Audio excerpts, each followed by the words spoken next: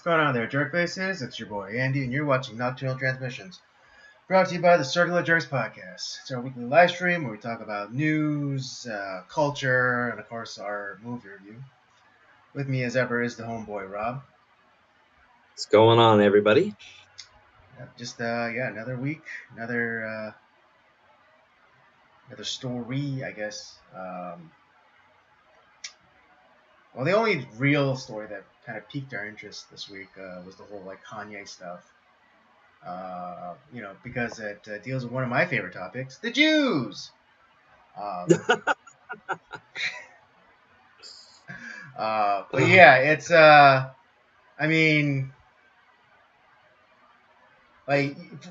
if you really take a minute to listen to what he had to say, it's not that offensive, in my opinion. It's not as though he was calling. It was not like he was calling for violence towards, the Jews or anything. But I'm not gonna give it all away. Yeah. Of course, we have our movie review, and we are closing out schl-october month with a double feature, and that will be Wild Wild West and maybe a little lesser known movie, but I wasn't able to find the accent on it, so I wasn't able to, but put it in there. But France. I think it's a Netflix movie, if I'm not mistaken. I don't know. I saw it on Criterion. Oh. It was one of 4 films that the main actress Léa Seydoux did for Cannes in was it 2021? Mm-hmm. And it's not. I think there's things that could have been done to make the movie better.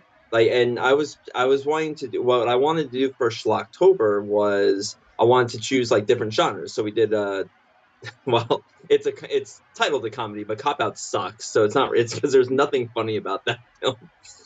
I wanted to choose a Western, Wild Wild West, and then this is more of a drama. And later in the month, our horror movie that we reviewed is going to be coming up with Tetsuo the Iron Man. But yeah, just these movies are. There's things that could have been done that would have made them a hell of a lot better, and that's kind of how we're going to approach it. We're going to talk about the movies, but we're going to try to see what could have been done to make it better. Because I think there are elements in those films that could. It's okay, there's a good nugget here. There's a good idea here that we could turn into something more successful. It just obviously that's not what happened. Right. But yeah, all that in store for you guys. Later on not later. We'll probably do we'll be splitting up the movie reviews. Yeah. And but before we do, let's play my favorite game, and that's catch up. And so Robert, what's new with you, babe?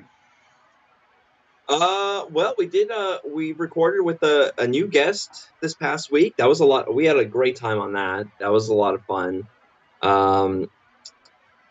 What else have I been doing? But yeah, I essentially started my new promotion. So that's been, a lot of new things that I'm learning right now. I have some extra duties and all that. So you said duties. What is this, Family Guy? Duty. Yeah, you said duty. Yeah, you said duty. Peter.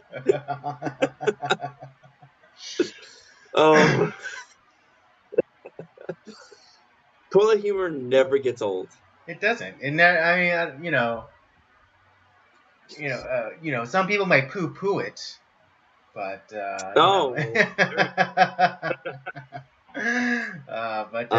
it's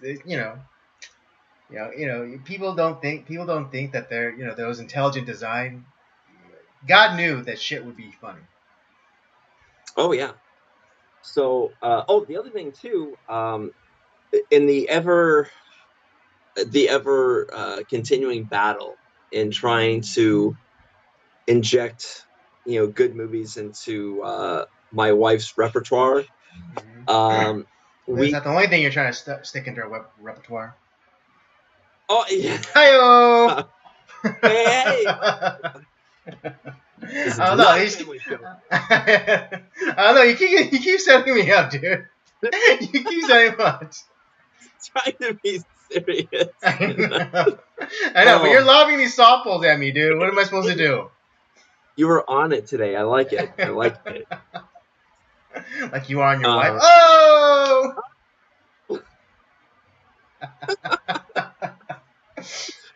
all right, Don Rickles. Yes. Yeah, I know.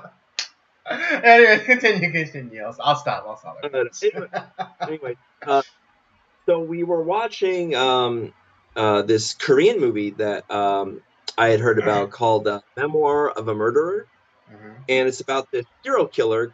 Similar to Dexter, he kills, kind of corrupt bad people. Yeah, like Um, known bad and people. yeah, exactly, yeah, and but he develops dementia, like really bad dementia, Hmm.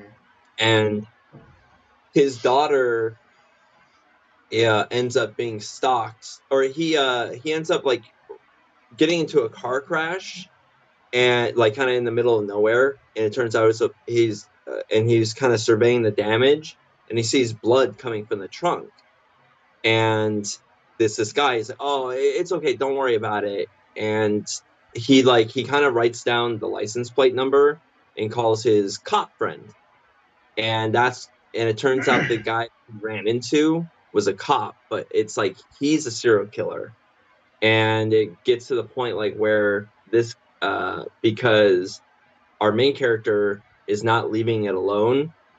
The antagonist, the other serial killer, is starting to target his daughter, and then the problem is like that his memory is so bad, and so he's not really sure, like, wait, did I do the killing? Wait, am I just? And everything's very muddled, but it's such a good movie.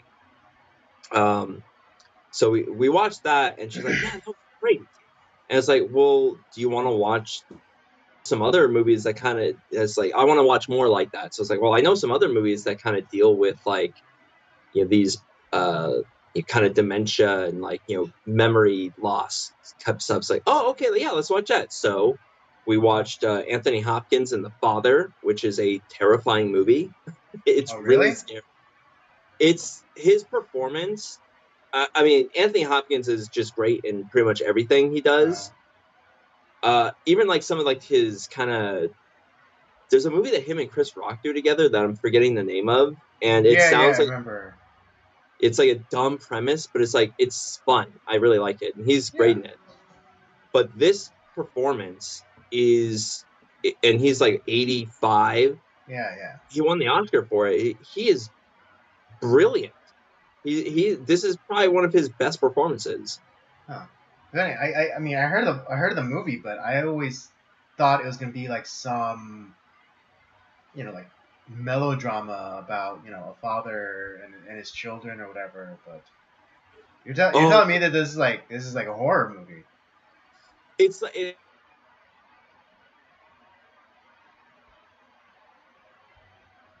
Have we lost Rob? I think we lost Rob. Yep. Stand by, folks. Sorry. Hopefully we'll be able to get him back.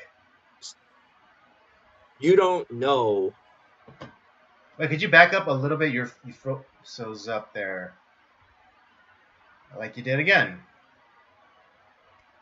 Yeah. I don't know. It's the internet. It's the internet, folks. Um, it's Rob's internet. Cause mine, because I'm streaming this, so it's still going.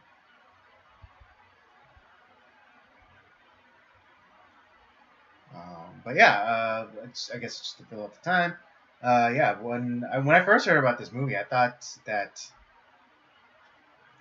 this was just I thought Father was just about a man, who's like,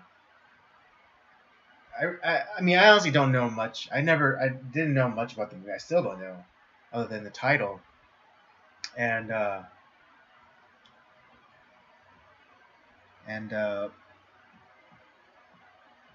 okay, there we go. Yeah, we got disconnected. Oh shoot! Now I gotta create a new. Hold on. Stand by. Yeah, your audio is not coming through at all. At all. So I got no. Well, I can hear you, but the audience won't be able to hear you. So I gotta create a new window. Yeah, hold on. Stand by. Stand by. Yeah, I was just telling everybody that I didn't know very much about the movie Father except for the title. And and the way, at least some of the information the very little information that I was getting, it made it sound like it was like this melodrama, uh, about a father like reconciling with his kids or whatever, and blah blah blah blah blah. No. But but you're telling me now that's it's You're like this. you're in the mind of an Alzheimer's patient. Okay. Yeah, hold on. Okay, I think people can hear you and see you now, so yeah, you can go ahead and. Oh, are we good? Yeah, we're good. Oops, too much. Oh yeah, you can talk. Oh, okay. So yeah, like what I was saying is that with the father, like it gives you're in the mind of an Alzheimer's patient, and it's really scary and terrifying. Mm-hmm. And it's that's a scary disease. And it's Yeah. just kind of the way that Anthony Hopkins plays it. He really is the greatest living actor that we have. He's Mm. so good. Dude, when he dies, I'm gonna be so upset. Oh yeah, I mean, it's obviously he's lived a long life, but I love his movies. His social media is freaking Oh hilarious. my god, yeah, his IG. Oh my god, perfect. Yeah, It's so crazy because uh, like he's old enough where he could just like get it, like he is, and he's like so accomplished that he can be like that nutty and stuff on his IG, and yeah, he's earned it. yeah. He's just this, but he just seems like such a lovable guy. Yeah. And then but even better yet, than with I got her to watch Memento, Oh yeah, and yeah, yeah. which obviously is one of my favorite movies of all time. And at first she was like, okay. And so before the movie started, it's one of those things like I think if you kind of it's like t-ball. I got to set the ball on the tee for her sometimes. Like, okay, Uh-huh. here's what you're gonna expect in the film, like without giving away the twist. Right. It's because they're you don't want to do that. Right. And it's like, okay, so here's how the movie is gonna start. It's gonna we are starting at the end of the story. Mm-hmm. We're gonna move towards the beginning of the story. And then you also have these black and white narratives that are coming from before the start of the before like the beginning story, and they're gonna merge at some point. Mm. And you are at points are going to feel very confused, but that is by design because we are with Leonard, the main character played by Guy Pearce.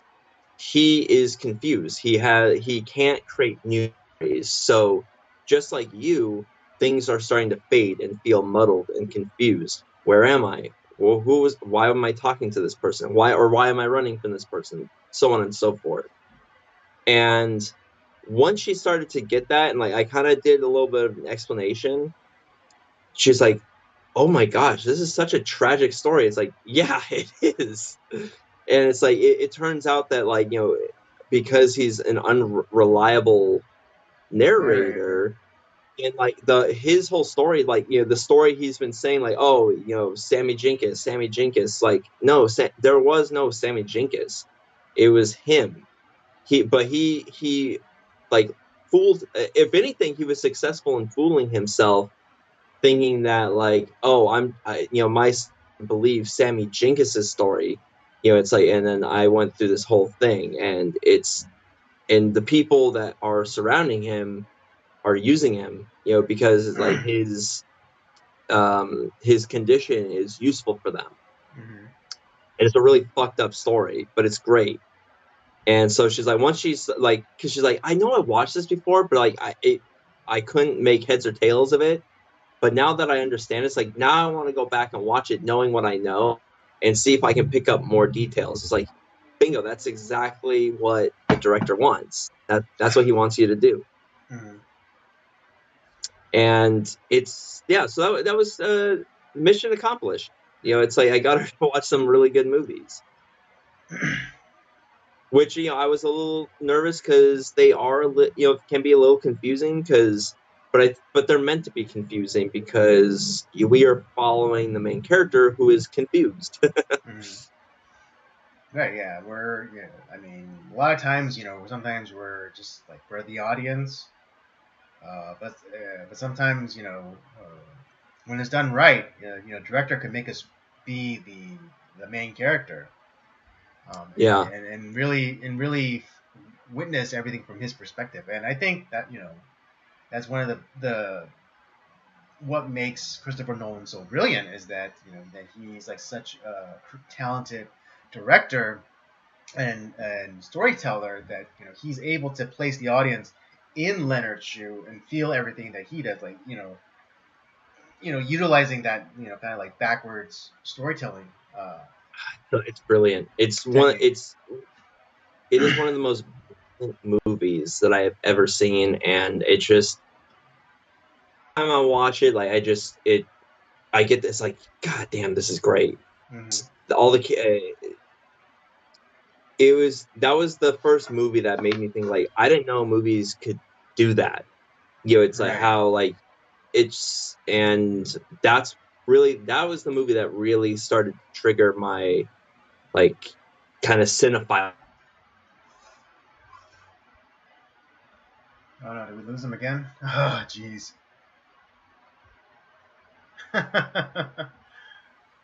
Okay, we lost you for a bit. The Yeah, Memento was the movie that made you into a cinephile. yeah, that's pretty much that's what I was saying. Okay. That's cool. But Yeah. that's me. That's been my week. Um, I got a couple things going on later this week. I'm going to some event tomorrow. I'm gonna go bowling on Thursday. Mm-hmm.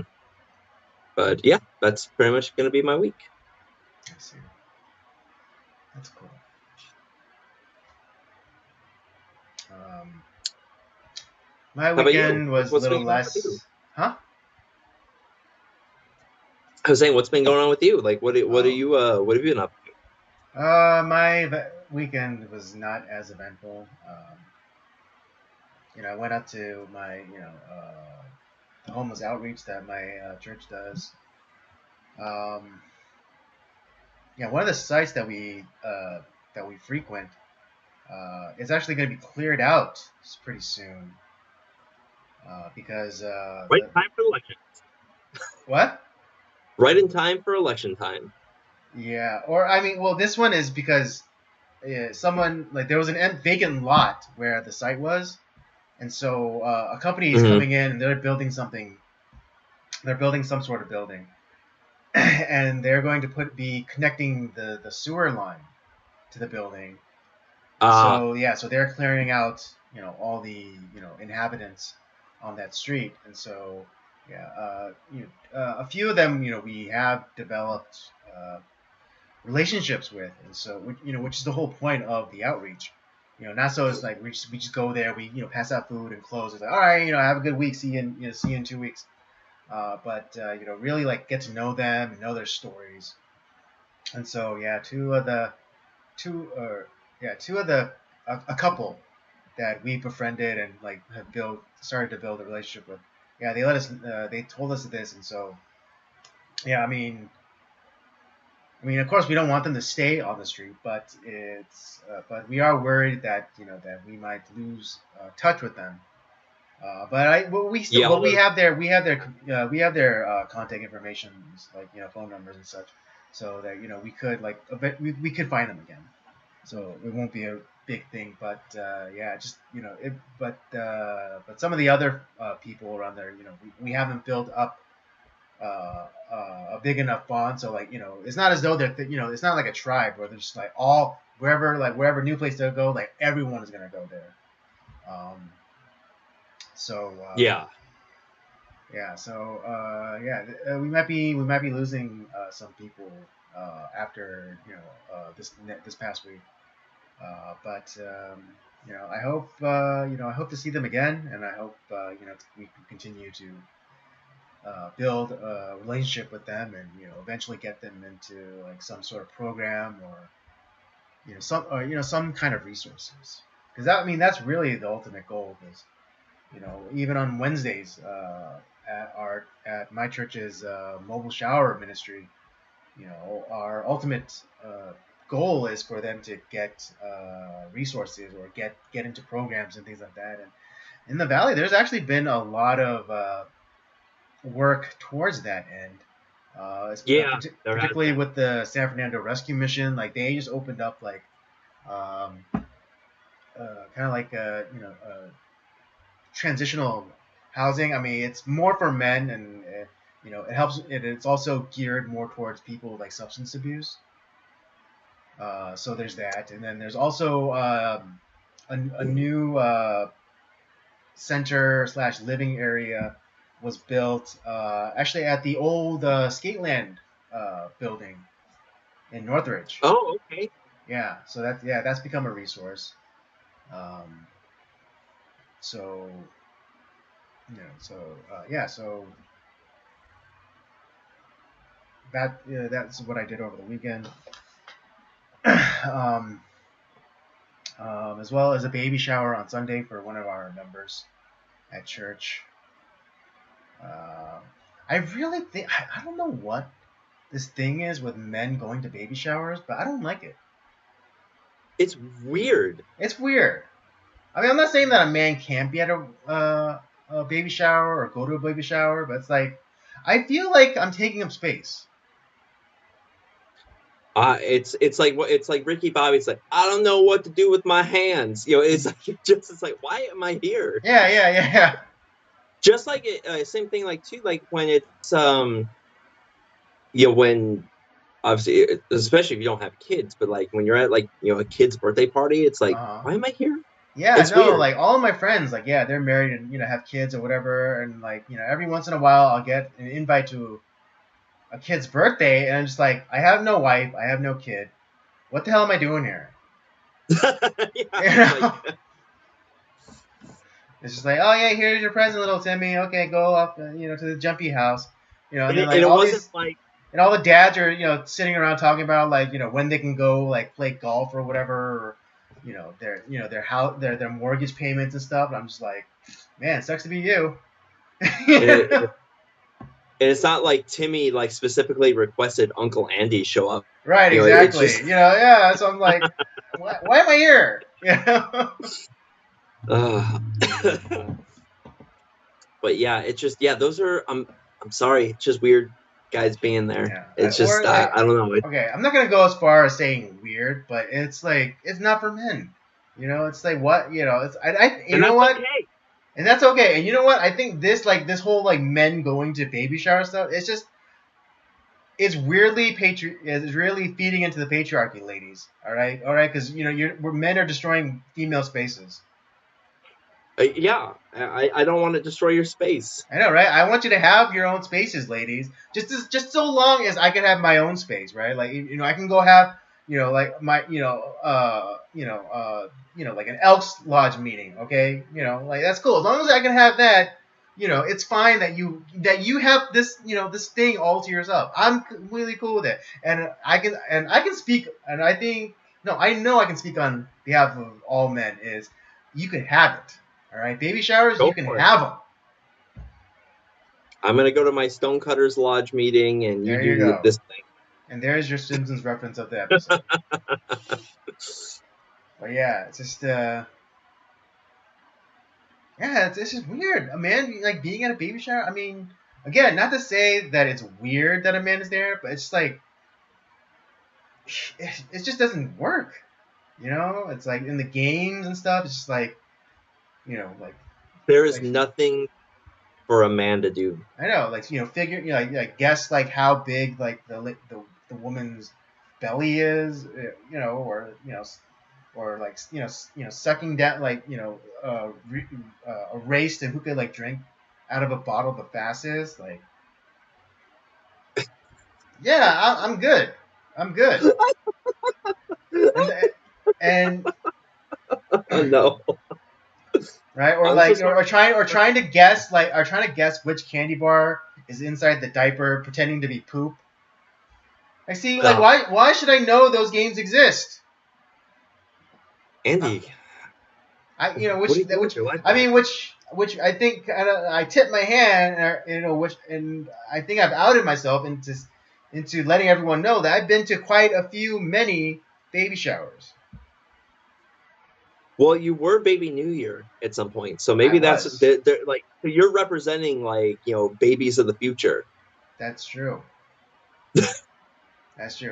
For those of you who don't know, yes, when I was a baby, like I'm like still like pretty newbornish, judging by the wood paneling and You're maybe 6 months.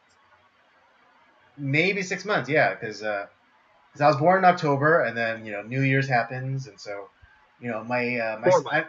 4 months. 4 months at the 4 months at the on the more conservative side, 4 months, 4 months, 4 months old, and my sisters I think had the bright idea of dressing me up as Baby New Year's, and you know they prop me up, you know they put the sash on, and then you know they put the party hat on, and I have used that to great effect because I've taken that image and I, you know, photoshopped the year out of it. And every year, for at least the past like 5 or so years, I just switched it to like the upcoming year. And you know that picture is a crowd pleaser. It is a favorite of many people. It's a good one. I It's like a it. good one. Yeah, you know if ever I am blessed with a child, I might do the same for them. Pay it forward. Pay it forward. You know, say son or daughter, you're gonna. No, I'm not gonna do it for my daughter. I'll do it for my kid, or I'll do it for my son. Yeah. But he's like, yeah, son, you know, this is social media gold. All right, you take this, you Photoshop the year out, and you just slap on a new one from to the day you die, and you'll be good. But yeah, so you represent the babies of the future. That's There you why go. you're at these baby I showers. know. I'm there for as the voice of the unborn. You're christening a new generation of viewers. Yeah, but but yeah, that was my weekend. But anyways, let's get into. Baby showers and helping homeless. Well, see, I like the helping the homeless part because what you guys are doing. You give them dignity, which is what they desperately deserve and Right. need. Yeah. I mean, I remember when we Um, first started this, like, we actually had a NIMBYist come at us, telling us like, "Oh, all you're doing is like enabling them, blah blah blah." And I went to him, I was like, "Well, what are you doing, sir?" You know, I was like yeah, we're giving these people some dignity, talking to them. We're not, we're not just out here like, yes, we're giving them food, but we're also talking to them, trying to get to know them. What are you doing, sir? You're just complaining that that these people are dropping the value of your house or whatever. Don't yell at us. Go yell at the city council. Go yell at your congressman. yeah, him and his black kid. Yeah, right. Oh, but yeah, like that was and thank God that was like the only time that we had like one of those NIMBYists kind of like confront us. Of Yeah, course, where we were, it was like I mean, you'll know this spot, but for those of you outside of California or just greater Los Angeles area, yeah, we were in kind of like Granada Hills, Devonshire, and Balboa. yeah, I know exactly where you're at. Yeah, yeah, yeah. Uh, We it's went. Yeah, yeah, we went. That was like the furthest north we've ever been. Well, not really. But we decided not to go back to that specific location for whatever reason. I don't remember the exact reason why. But we decided not to go back there. I think it's because there's like it was those people are like they really needed help. You know, it's like it was It's like bad. people. Yeah, it was bad. Like people who barely even know you were there.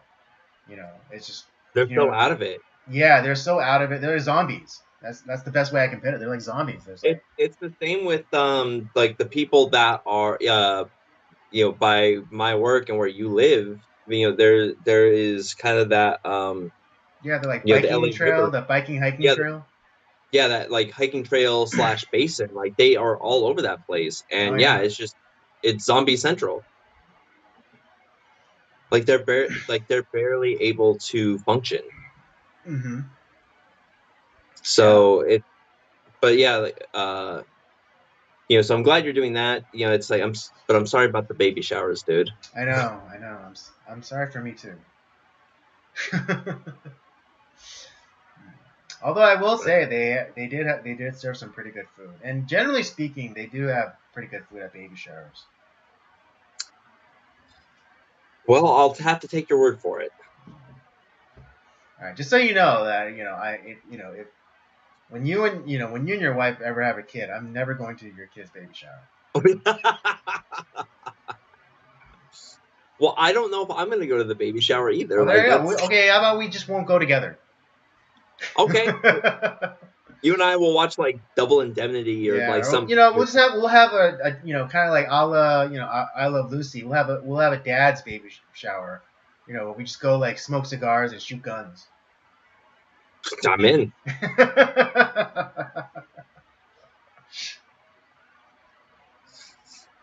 But yeah, so it sounds like it was well, your week sounds a little bit uh the baby showers don't sound fun, but I'm glad you're doing stuff with the homeless. My week was fun.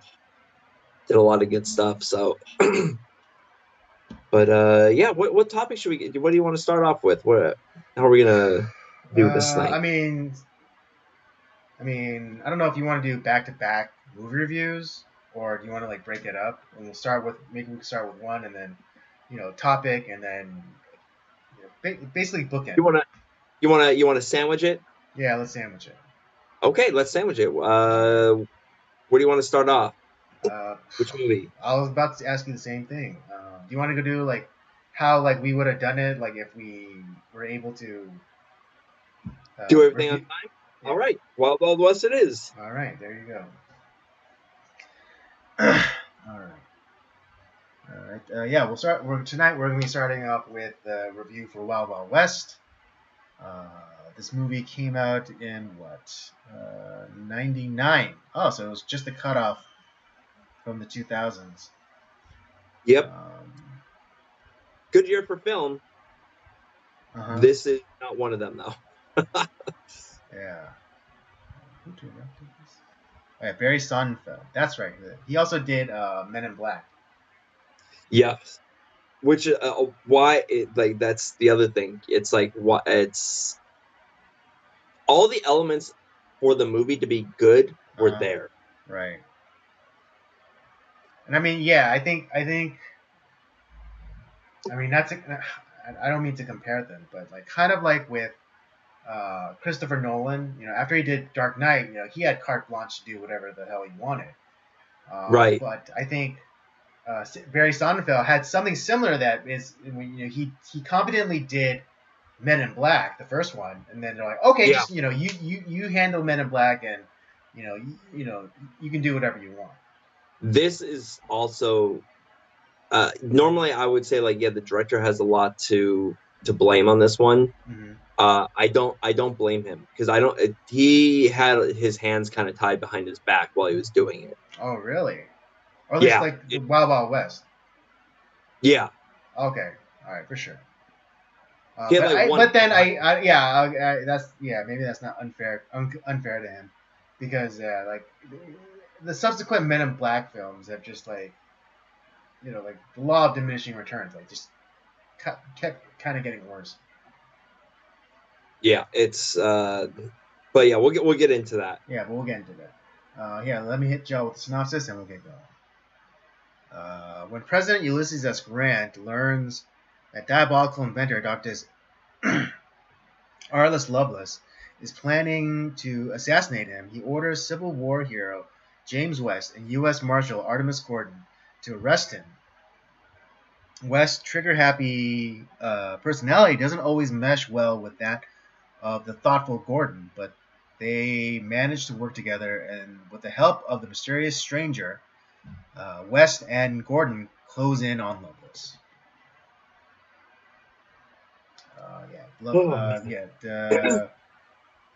Wild Wild West, starring Will Smith and Kevin Kline, Selma Hayek, Kevin Branagh, Ted Levine. Ted Levine. Oh wow. Yeah, Buffalo Bill himself. Mm-hmm. It's like I said, you have good wow. stars. Oh yeah, he was the general. Oh my gosh. Yeah. So like I said, you have good stars. Up to this point, Will Smith was he's a money making machine. Yeah, Like he he was did. like back then Will Smith was like you're guaranteed. Bad Boys, Men in Black, Enemy of the State, Independence Day. Independence Day. You couldn't go wrong having this guy in your movie. Not to mention his success on his TV show Fresh Prince. Bingo. And then, Kevin Kline, he's an Oscar winner. He won it for A Fish Called Wanda. I like him in Silverado. That's the one of the westerns I haven't watched yet. Oh, Silverado's good. Yeah, and I know it's good, and I know it's very star-studded too. Like, I mean, not at the time, but like stars in Potentia, like Jeff Goldblum and one of my favorite like kind of character actors is in it too. Scott Glenn or Glenn Scott. Yep. Yeah, he's Scott Glenn. Yeah. He's in it. It's a really good western. It's fun. It's action packed. It's a good story. Kevin Kline's great in it. He's great in the movie. Was it Dave? Where he impersonates the president. And well, now I think because I can't think of another movie that he did after this. Because I think this really ruined a lot of stuff. He is now a voice actor for Bob's Burgers, and he's great. He's really funny. Really? Yeah, he's he's the what? He's like the landowner. Like he rents the shop. Bob. The burger shop. Yeah, okay. He rents that to Bob and his family. He's fucking hilarious. I never got into Bob's Burgers, so I'm not too familiar. It's really good. It's fun. Okay, I mean, but it's fun. Yeah, I don't know. I was like, because I think what something that I learned about myself is like, I might be particular about my art style too, because our friend Dancing Jason, he has been bugging me to death to get into One Piece. Yeah. And I actually tried, but like after I only got up to episode 10. In One Piece. I know, but it's like, but it also may have to do with like the art style. Like I don't particularly enjoy the art style of One Piece, and then similarly, I don't particularly enjoy the art style of Bob's Burger. Yeah, I mean, I guess I'm obviously like animation. That is a big thing. So I can see like why that would be a problem. Because I was like, initially I was like, what the fuck is this? It looks weird. Mm-hmm. But then, a lot of people was like, dude, it's actually really funny. I think you'd really like it. And people that I trusted, I was like, okay, I'll give it a shot. And I just found myself laughing my ass off. I was like, okay, it got me. And then, like One Piece, like I have to iterate, Dancing Jason. Like it's really freaking good. So I keep hearing. Yeah, like I said, is there a lot of silliness in it? Sure, but when it gets serious, it's like there's times like where like it'll break your heart. It's so like some of the backstories of the characters are so tragic. Mm-hmm. It's nuts. But like I said, you'll I would say give it like another like 10 to 15 episodes. And they're not that long. It's only like 20 minutes. Yeah. Yeah, and even I hear that a lot. You just have to get over like the first like 20 episodes, and then like you'll get hooked. Yeah, But again, really, yeah, I mean, again, I'm not doubting like how well it's written or whatever, but it's like again, it's like especially like this anime came out over 20 years ago. If you think about 99. it, yeah. Um, yeah, so like getting closer to 30 years. Um, but yeah, it's something I don't know. Like the art style is kind of weird to me, and I don't know. But I don't know. Maybe I'll give it a try again.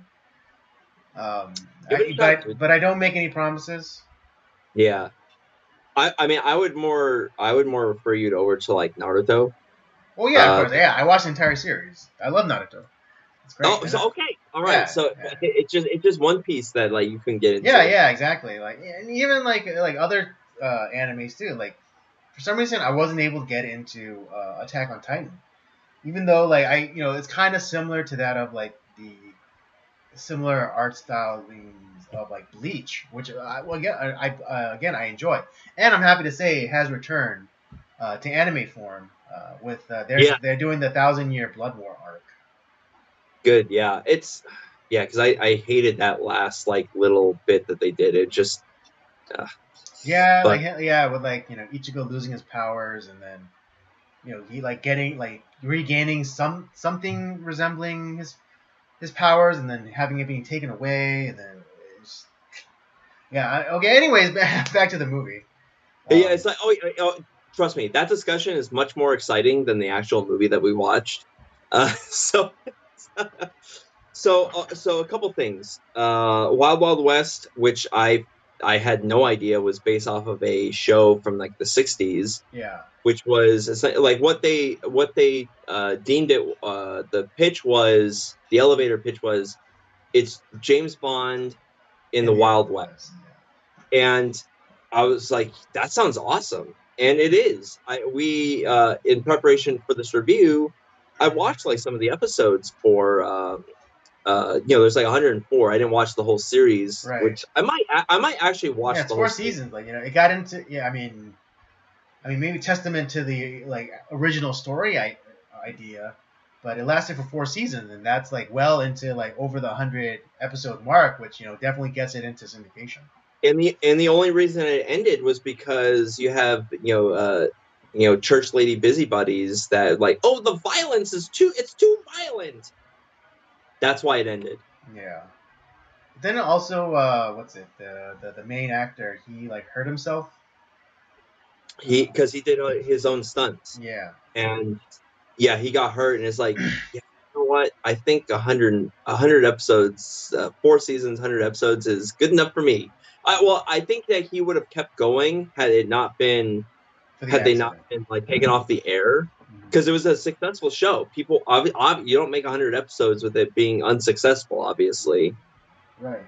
And but it was because people are like, oh, there's too much violence on TV. We got to get rid of this.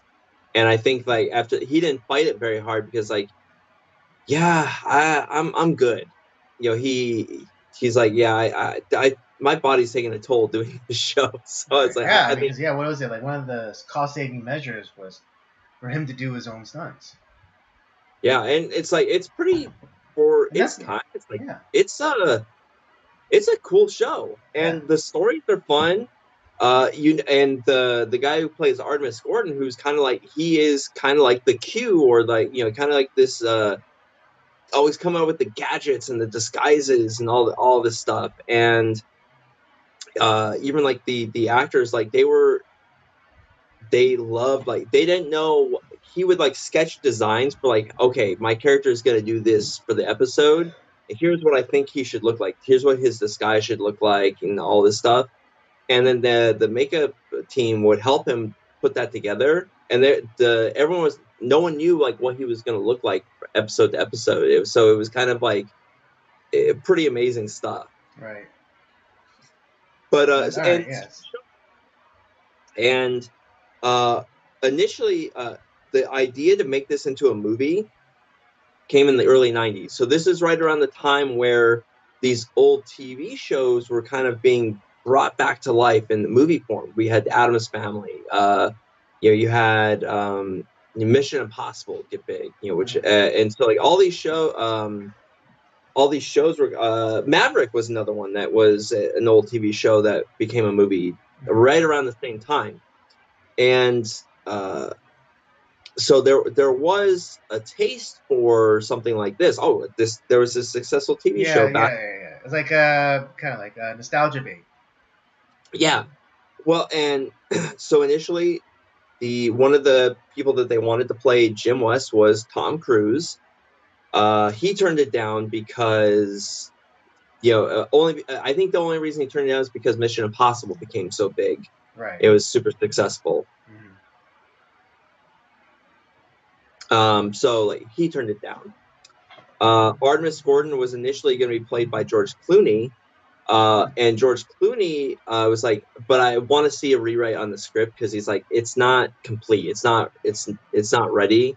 And they'd done all these like rewrites, and he looked at the script again and was like, no, I'm good. Maybe one of the better decisions, although how I've talked about George Clooney. I don't think he's not an A-list. No. Yeah, no, he's an A-team, not a James Bond. Yeah. Yeah. And for those of you who don't know what that means, we came up with this this phrase to describe actors because what is it? Because the A-team is an A-team. You have Hannibal, who's like the leader. You have Face, who's like the disguise man. You have B.A., who was like the muscle, and you had Murdoch, who was the wild card. And so he's like, but not one of these persons can like do anything by themselves. You have to come together. And James Bond, he drives cars, he jumps out of planes, he shoots guns, he seduces the woman. He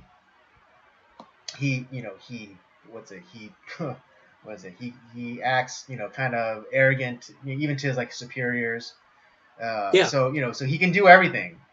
And so like you have different types of actors in that same way. It's like there's actors who are better in ensembles, and there are those who could like headline a movie. And, and George Clooney is more of an A-team than a James Bond. Yeah, he's one of the best ensemble actors I've ever seen. He's great in those type of films. Exactly, but the way he plays off of people, yeah. But like when he's by himself, it's just like, I don't know. It's not the best. It's not compelling. It's not like wow, like I'm blown away by his performance. Yeah. What was the other part about it too? So obviously then it kind of they worked through like a bunch of different actors that were going to be playing this, and they settled on they got whatchamacallit, Will Smith to play Jim West. Obviously with Barry Sonnenfeld kind of I think helped get him into the film.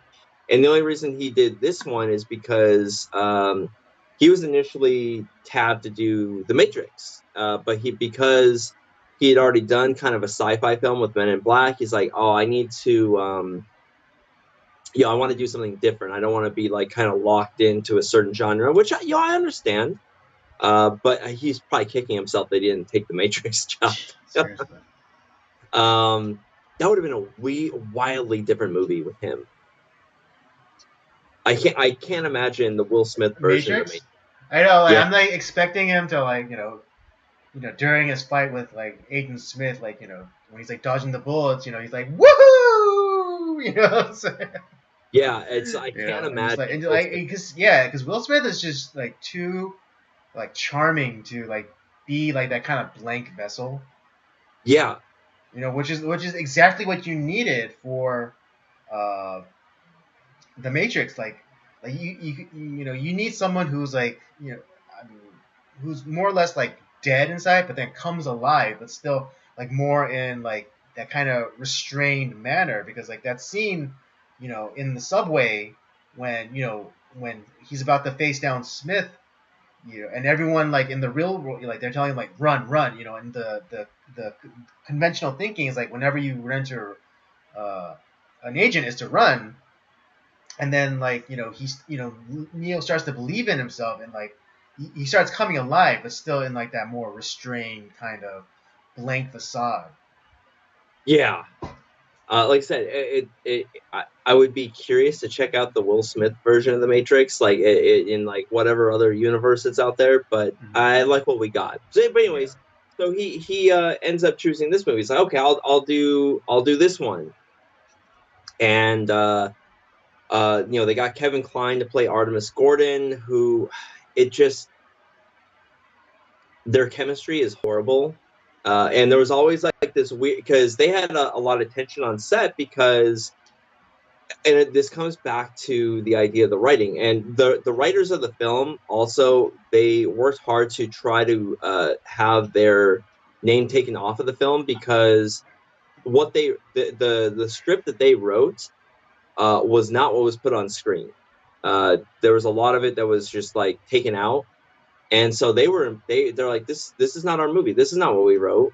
Mm-hmm. And so there was always this like weird like one-upmanship of with Smith and Klein.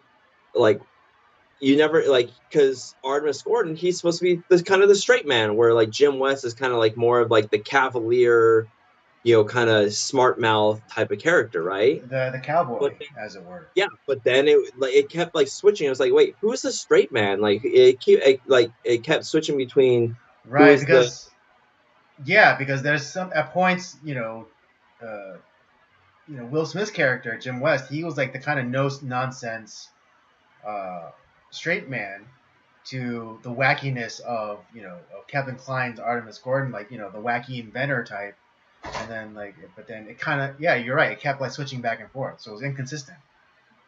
yeah. So you have that problem.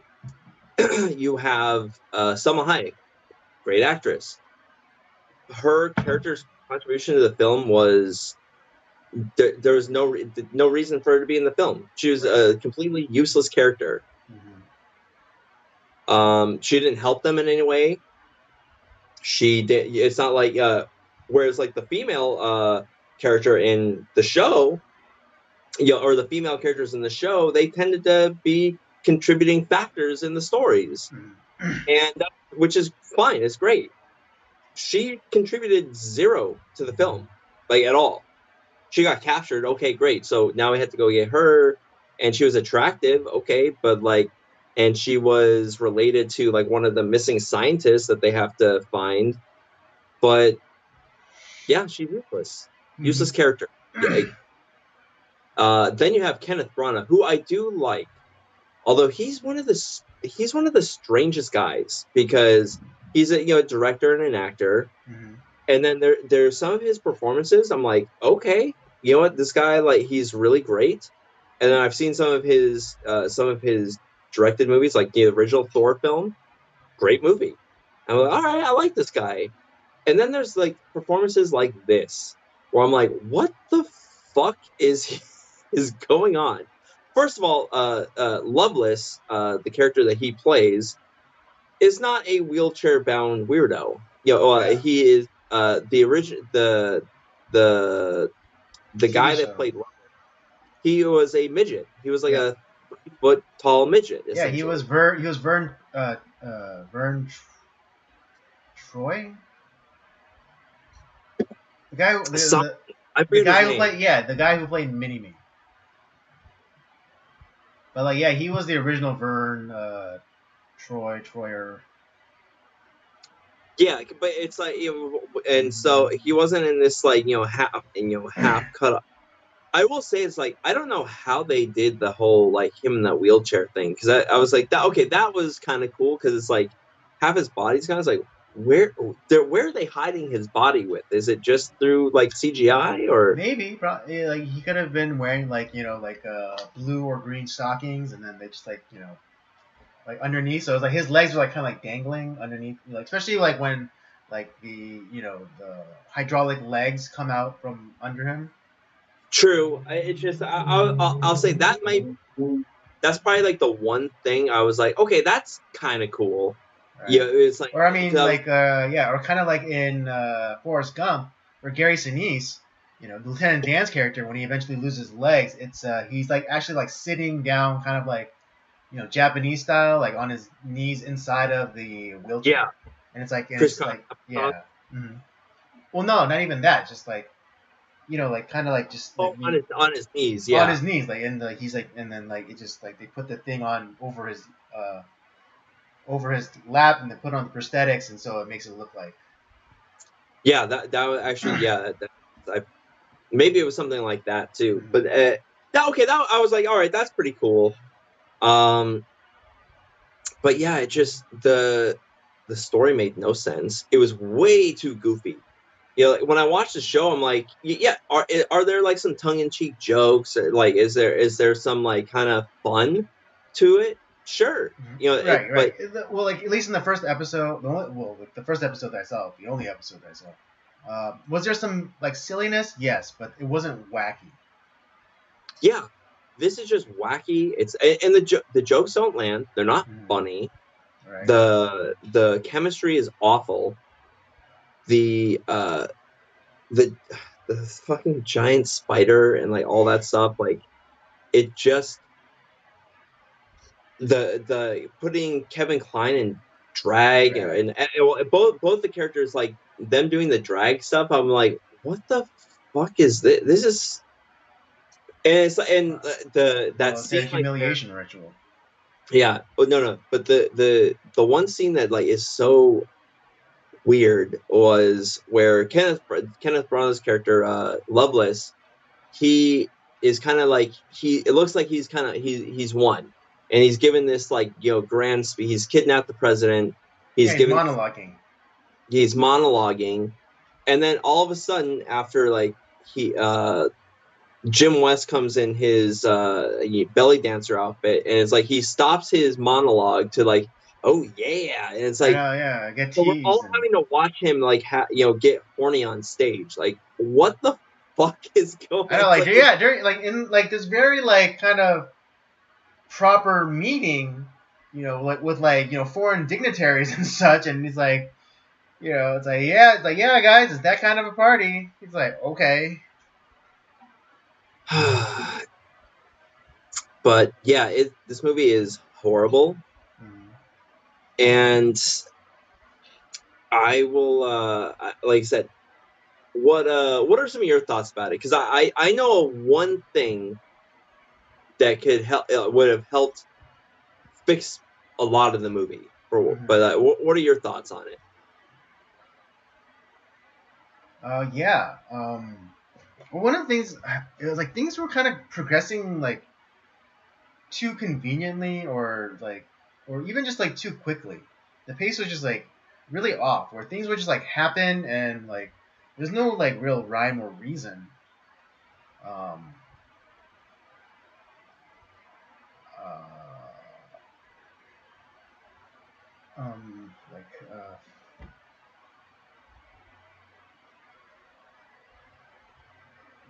sorry, folks. I'm really trying to remember. That's how much. I mean, I've seen this movie before, and of course, I saw it before to watch this movie, but yeah, there's like these weird pacing moments, like when like they got lost in the desert or stranded in the desert, and then they're able to find the wanderer like really fast, and I don't know, it's just yeah, this movie was just so like like it's like so jumbled that. The other stupid thing that was like, this is so stupid, about how like that the eyes of the last thing that a person sees gets imprinted on their eyes when they die, and they use his head as like some like sort of Right, projection. yeah, they What? halved out his head, and like they put lights through his eyes. Like, how does that work? I was like, that's fucking stupid. Well, yeah, I mean, it's kind of like the absurdist like science that we're supposed to believe, like which kind of goes with like the steampunk aesthetic that they're going with. And like I said, I'm okay with the steampunk aspect of it. I thought that that would have been kind of cool. Well, here's the thing, like so.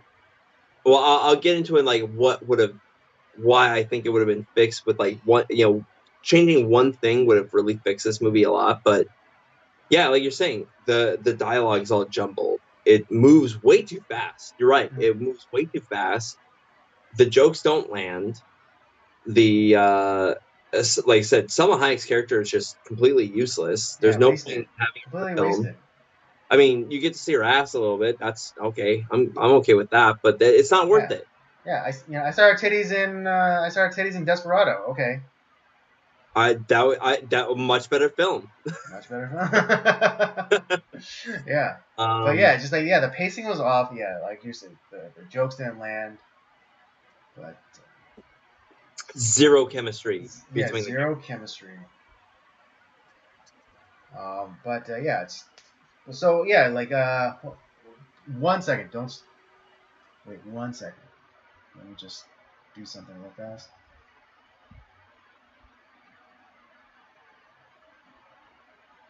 Stand by, folks. All right, go ahead. Oh, yeah. Let's get to like the ways that you would have fixed this movie. So one thing that would have fixed this movie, like right off the bat, the producer, John Peters, he's that guy who because Barry Sonnenfeld was like kind of fairly early on in his career at that point. So he, and obviously, like, him doing Men in Black and how successful that was, he was starting to build a resume, as being a good director, and he is a good director. But he didn't have like the power that he would have that at that time to override this guy. John Peters is a guy who stumbled onto success, riding the coattails of more successful people, and he became a producer. He used to be a hairdresser for what's her face, Barbara Streisand, and kind of helped with like with A Star Is Born, and that's how, like, and because he kind of stumbled into success and like was was attached with people with these successful films, he gained power. It's like, oh, this guy. And he basically Kathleen Kennedy his way to success. Yeah, exactly. He has no good ideas. All his ideas are shit. He's been trying to get like a giant, like, in another, kind of connecting the Cop Out, with like Kevin Smith, like.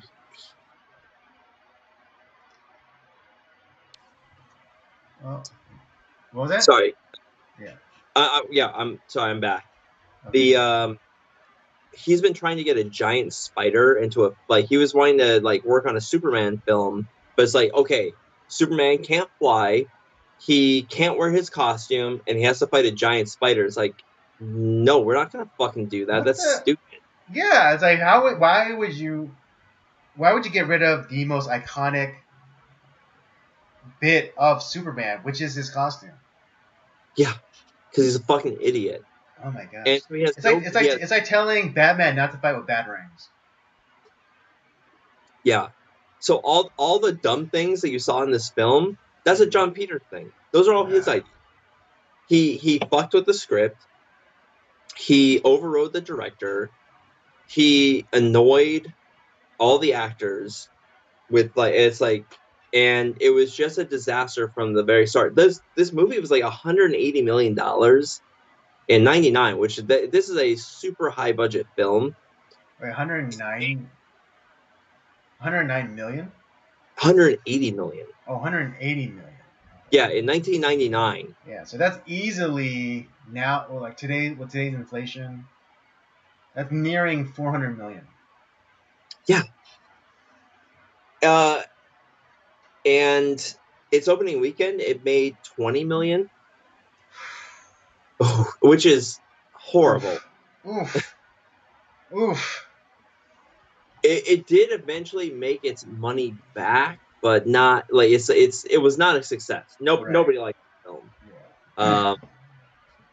And there was there was something I was watching. It's like, I think the reason why it made its money back is because kids were buying tickets to this PG-13 film so that they go see like a better R-rated film. It's like it was their way to so they could sneak in. So they're theater hopping. You're saying? Yeah, they were theater hopping. So that's where they think that like at least $100 million of their of the profits probably came from. Because 99 was a good year for film. There's a lot of good stuff that was coming out in 1999. But yeah, it's just John Peters.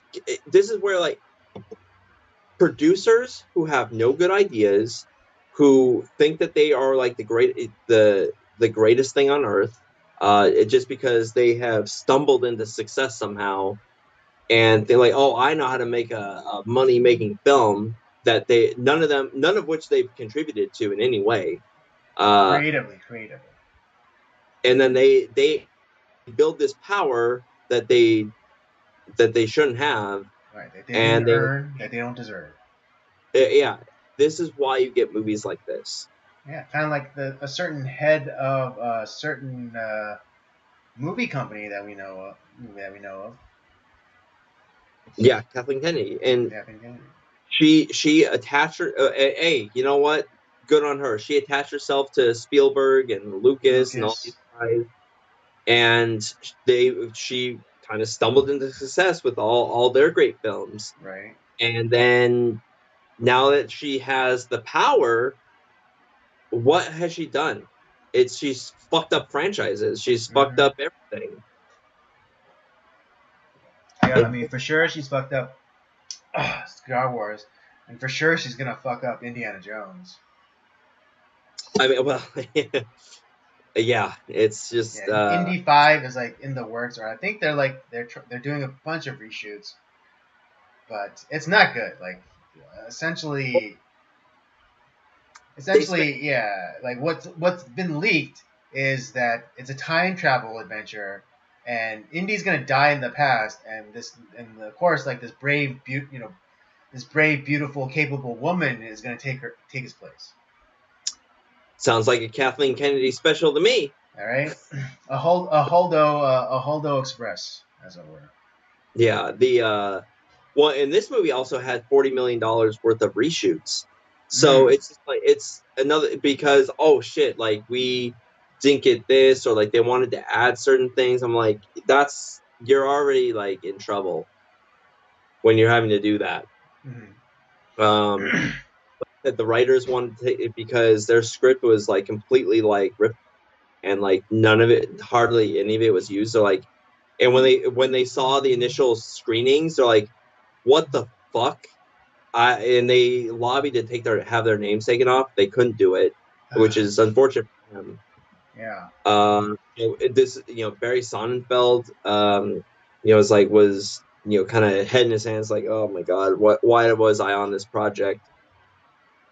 And like same with all these Will Smith, like, he's like, yeah, I'm sorry guys.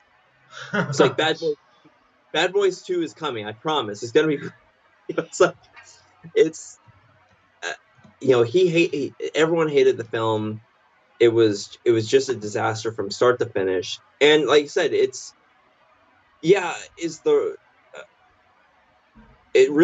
Peters. It's bad producing. Yeah, it's because a lot of times, like, if you don't have a good idea, it's okay. Obviously, we need producers that are able to get funding for films, and the good producers are the ones that like realize, like, hey, I know the people that can get, like, I know what works.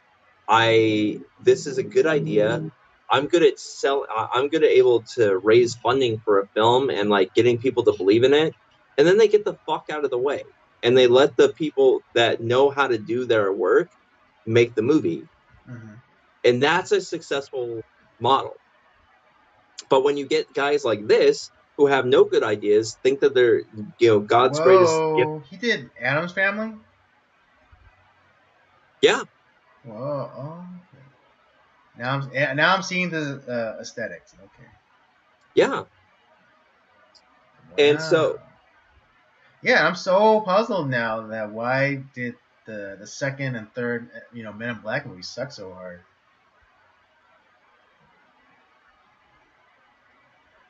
yeah. I mean, he's capable, but why did the second and third Men in Black movies suck? I don't know. That's So weird. it's just, yeah. And because there is no reason why, like, this should have been a franchise, Wild Wild West. Yeah, well, I mean, yeah, they're obviously were trying to set it up that way, particularly at the end, with them, like, with the president, starting the Secret Service with them two. Yeah, this could have been great, and we could have had a whole series of kind of like with like Mission Impossible. We could have had like something similar to that, just set in the Wild West, and I think that would have been great. And it's not, and the movie sucks, and it is a movie I hope to never see again. I will watch the show. I'm actually gonna watch the entire series. Like, I really like the show. Yeah, the show. Yeah, I mean, even just watching the first episode, the premise was great. It really was. James Bond in the Old West. Like, how would you go wrong? Exactly. It's awesome. Yeah, but like, yeah, the monstrosity he made with the movie. Okay. Disaster. Thank you. I couldn't find the words. It was just, it's just like dog shit. Yeah, well, let's reel it back a little bit. Disaster.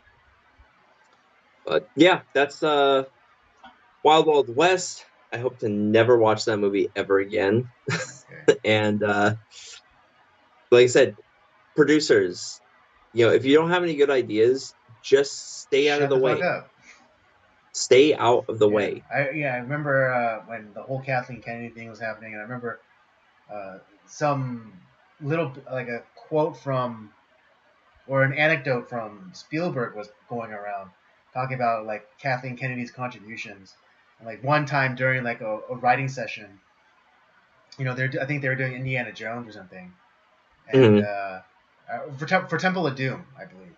But she chimed in by saying, like, well, like, the hero always gets the dog, girl, but why, what if he gets the dog instead? It's like, what? The fuck? Yeah, exactly. She's like, made about as much contribution to the film industry like Kamala Harris has made to politics. Yeah, but I mean, what I'm saying, but yeah, but Kamala Harris, like, she did, imprison some niggas. Well, she slept her way to the top. But then she literally was holding back people, like, in prison to benefit off their slave labor, because there's this one case where she was trying to not have evidence submitted, and which would have exonerated a prisoner. Oh yeah, and then the judge is like, "Bitch, you can't do that," and so he got off. He got exonerated and was let out of prison. Oh, I would have sued the shit out of the city. Seriously, the state. It was because I believe it was a state prison. But but to your point, I get the comparison to. But Kennedy and Kamala Harris. But anyways, let's give our ratings and we'll wrap this one up. It's it's a 1. Like, I like that, and I'm being generous. Like I said, the jokes don't land.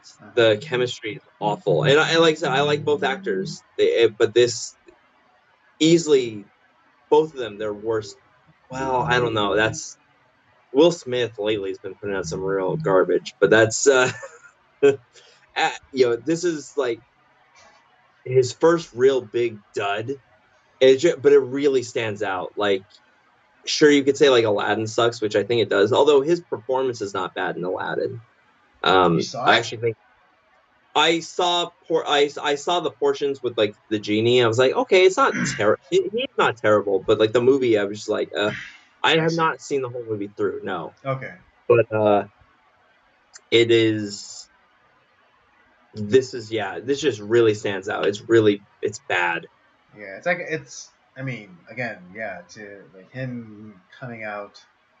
His recent work has not been quality, but like yeah, like Wild Wild West was like the first like sore thumb, on Will Smith's like, you know, proverbial hand. Yeah, well, and here's the other thing. Here's another reason why it stands out as being so bad. Think of all the movies that came out in '99. The Matrix, Mm, well, Fight Club. Although Fight Club was not super well regarded at the time, but like when you look back, it's like, oh shit, this is a great film. mm, You have the Blair Witch Project. You have there was a whole bunch of stuff that came out in '99 that was really yeah, good, and then this comes out. And it's like, oh, it's like you have gold, yeah. and I it's think, yeah, I it's think the soundtrack did better than the actual movie. oh yeah, the You song is know, like is pretty iconic. Yeah, yeah. I mean, of course, yeah. Borrowing from one of my favorites, Stevie Wonder's. God, what's that song? What's the original song? oh god, I forget, but I know what you're talking about. Yeah, but it's Yeah, still it's still yeah. it's It a was it was used in Happy Feet. It was. yes, I know this. Oh fuck, I Yeah, can't yeah. remember the That's name. my favorite. It's my favorite song of Stevie Wonder's too. It's great. Yeah, but yeah, like yeah, it's like Will Smith. Like even Cisco was on it too. Yeah, so it's like it's could have been great, but it's not. It's terrible. I cannot recommend it. Uh, but if you have a curiosity, if you want to put yourself through it, go ahead and check it out. Mm. Yeah. Oh, it's my rating. I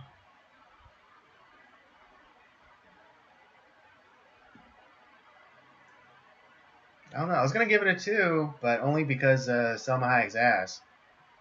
Um, but yeah, it might be in the 1 range. I think I might have to agree with you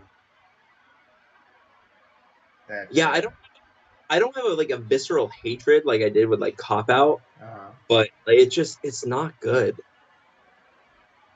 yeah,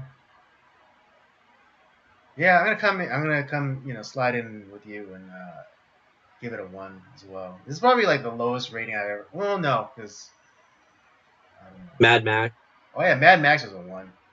Okay, so yeah. the So first what? Mad Max, like the Yeah, rest one. of them. What was that? I was saying, well, the first Mad Max, the rest of them Yeah, were yeah, awesome. yeah, yeah. Exactly. Um, and I think I forgot like what we did for like leaving Las Vegas, but we Dude, both yeah, we hated that movie. it is that's one of it's like it's a very competently acted film. Uh huh. It's just I I really hate the story. It's Yeah. there's no redemption for any of the characters. It just it's oh Yeah. I mean, I don't like. Again, I didn't hate it, but that's like kind of like similarly how I felt about the Midsummer. oh yeah. I get what you're saying about that, like now, Yeah. because now that I think about it, yeah, it's how I felt about leaving Las Vegas. You know, Mm-hmm. how you felt with Midsummer. That makes sense. Okay, now that makes Yeah. a little bit more sense. Right. I think it was American Beauty we didn't rate very well either. Oh no. Yeah. Garbage. Look All at right, this folks. trash. Is it I art? Fucking want to see the most beautiful thing in the world. Anyways, all right, that's our review for Wild Wild West. Both Robert and I give this a 1. We can't really recommend this movie. If it's on TV and there's nothing else, there's literally nothing else to do, then okay. But I mean, we can't recommend this. Not even you know limply or passively recommend this movie. It's just, it's enough for me, dog. If you want to watch Wild Wild West, watch the TV show. There you go. Go on Better idea. Amazon. Go on Amazon. Subscribe to the Screenflix channel and watch it. You can watch the entire series. It's great. All right. Okay, one down. But before we get into the other movie review for tonight, let's get into really the only topic that we have, and that is Kanye West. For those of you unaware, he said some pretty inflammatory things. That's a nice way of saying it. Yeah, it certainly inflamed a lot of people. I'll say that. So it was inflammatory. I'm not saying I agree with everything he said, but it's and even beyond like the criticism, like some of his subsequent things that he was saying, like if you just kind of like take in the spirit that I think he means it, I think they're not so bad. Because there was like that. What was that? Is it uncomfortable to hear? Sure, you could say that. Mm-hmm. Yeah, they might be uncomfortable to hear, but that doesn't mean that he's wrong or that he's saying it out of hatred. I think that's applying intent where there is none. Even recently on this one like Drink Champs podcast that he was on, which immediately YouTube nuked and would not allow any clips from that podcast to be on YouTube. But he was saying how he said he was jealous of Jewish people, how they don't murder their babies, or he was jealous of how they do contracts and how they read them and make sure that they're not getting screwed over. Or, I mean, if you take that in a more positive light, it's that's actually a compliment. Yeah. And it's why is it that we're they're to the black community. I mean, there is no black community because black people be killing black people all the time. But anyways, why is it that the message to black people is kill your babies, you can't afford them anyways. Or here, just as long as you rap about selling dope and banging chicks, go for it. Yeah, and I think one thing that obviously he does have self-admitted on his part that he does deal with bipolar disorder and stuff like that. So there, I think some people suspect that there was some of that element in there, and some of the things, some of his comments seemed a little bit closer to what the Black Hebrew Israelites believe, which is which are a bunch of crazy people that blacks are the real Jews kind of thing. Mm-hmm. I'm wondering if maybe he meant it more like that. He feels that there's a lot of black people that are treated like Jews. Maybe I don't know. I don't know exactly what he was trying to say with those comments. But as far as him saying certain, he did pay a lot of compliments to the Jews, and like you said, they don't kill their kids in the womb. They're very shrewd in the way that they read through contracts, and they're they have a strong in-group preference, which is there's nothing wrong with that. Yeah, well, and I because I've talked about this with another friend of the podcast, Dan the Man, who is part of the tribe. He's a Jewish guy. Yeah, he's our token Jew. Yeah, but we talked about this where certain people groups seem to gravitate towards the same type of jobs. Like in the case of the Jews, because they've been a nomadic people for a while, either through because historically, obviously we have the Israelites that were wandering in the desert for 40 years in the Mosaic time. In biblical times, and then also they've been chased off from a bunch of different places throughout history. And so a lot of their jobs tend to be something that they can take with them. Why do you think that a lot of them end up doing stuff like with a lot of them are jewelers? Because that's something you can go anywhere and do. A lot of them are in the legal profession because, I mean, hell, they're one of the first people groups to deal with law. Um, and that kind of, a lot of them are in the entertainment industry, whether it be music or film or TV. And just because that's something you can go anywhere and kind of like there, whether it be through production or through like, kind of like whatever field, in the financing or industry. Yeah, it's a mobile thing. You can take that anywhere you go, and right. But yeah, but to that's like yeah, and again to kind of arguing the points, like what if it was it was merely observed that everyone in finance was Korean, or everyone in academia was Korean, or everyone in like financial sector was like the top people at like financial firms and brokerage houses and whatever were Korean, and all the the top producers and directors and studio heads were all Korean. And you pointed that out. Is that anti-Korean? no. No, of It's course just not. pointing out a fact.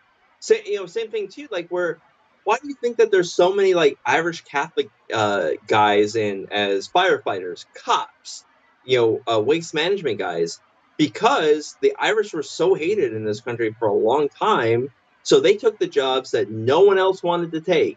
That were like, and so they became firemen, they became police officers, they became waste management guys, and it's like, and and so for hundreds of years, for like 150 years, that's what they've been doing. It's just, oh, my dad was a cop, my grandfather was a cop, my great grandfather was a cop, so I'm a cop. It's like it's the family business essentially. Right.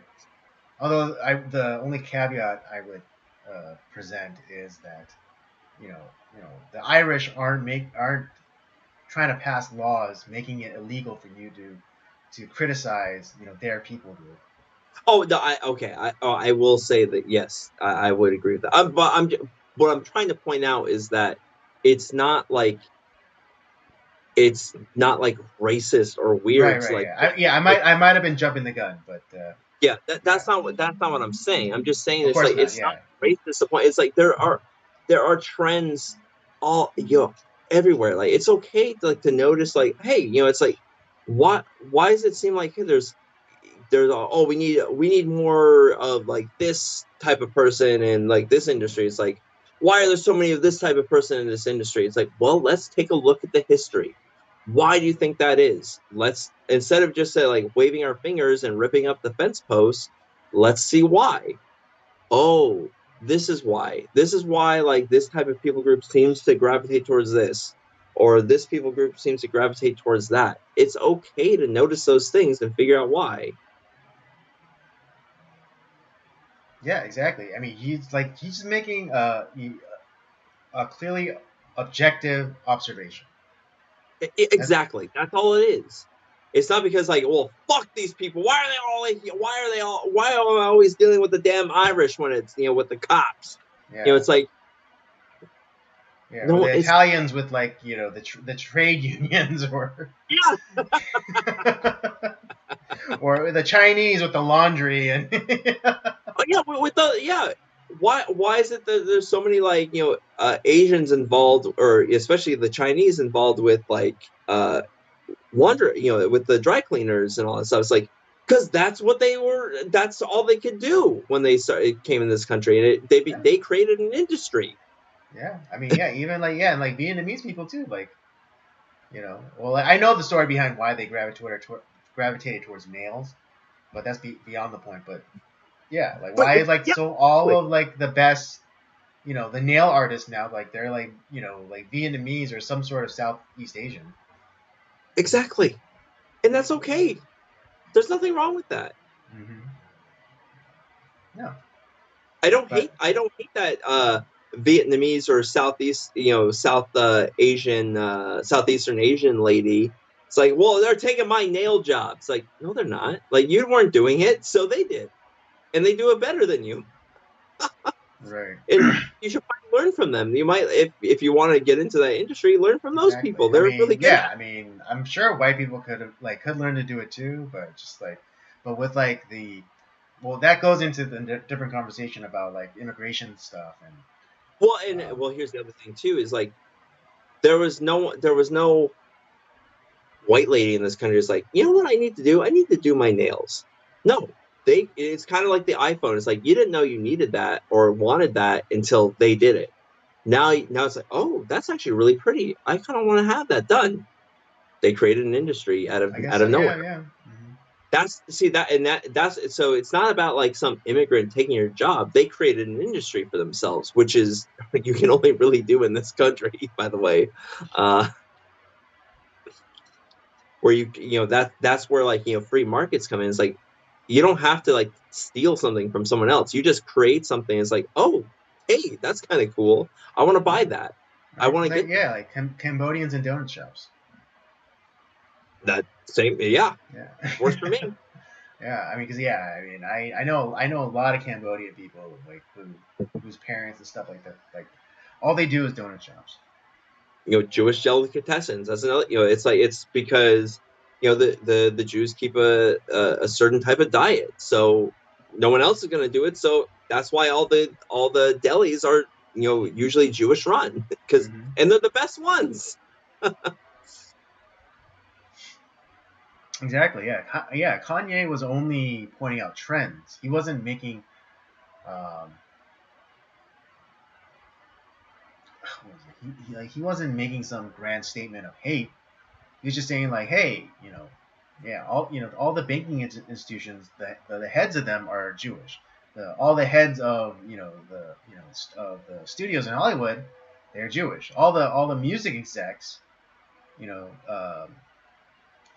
all the heads of like the labels and the music executives, they're Jewish. All the people in like all the heads of like departments in academia are Jewish. It's like I'm like, what's up with that? And I think, and like the other thing is like particularly like they are Jewish in a country like where they're the minority though. I think he makes a really interesting point about that.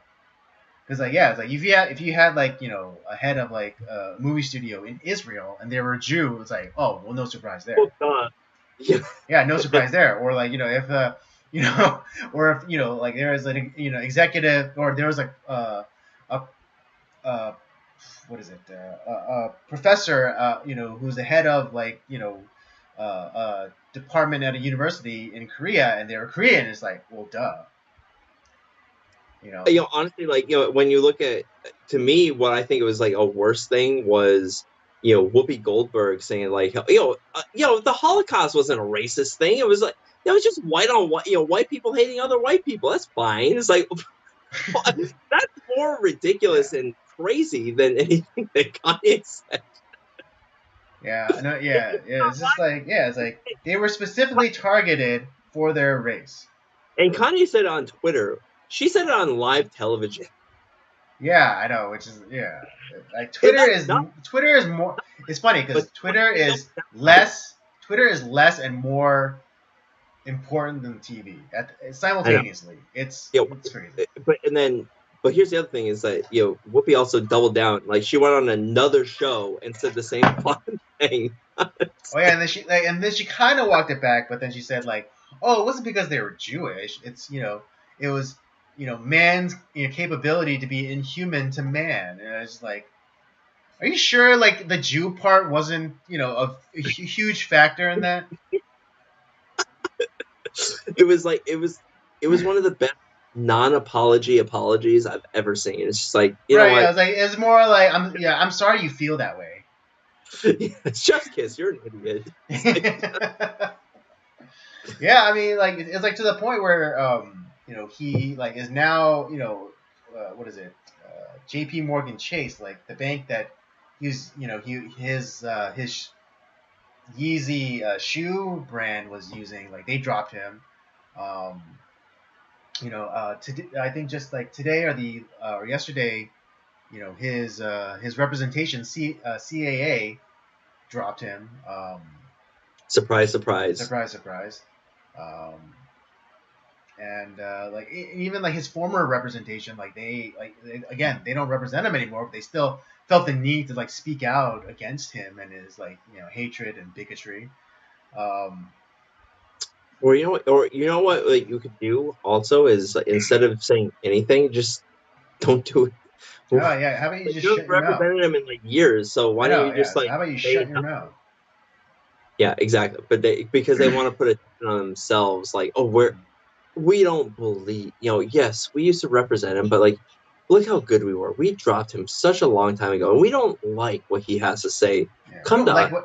we don't like what It's he's another, become. it's another form of advertising in a way. Yeah, exactly. That's Yeah, what it is. absolutely. They're they're signaling to, it's like, hey, we don't like this guy, but if you don't like this guy, why don't you come over to us? Right. Like, yeah, we'll represent you good. What else? Something else happened to him. Oh yeah. Well, people think that this might be a ploy for him to get out of his Adidas contract, because apparently, Adidas, him and Adidas made like a deal so that like some sort of collaboration, or like Adidas would take over like the manufacturing of his Yeezys, his Mm-hmm. shoe. But like since he came out with these statements, um, they broke Adidas is breaking their contract, and like they're paying off like whatever penalty that incurs, and they're breaking ties with Kanye. Although I think it's hilarious that a company started by two like former Nazis, complaining about someone who's saying hateful things against the Jews is breaking ties. I think that's hilarious.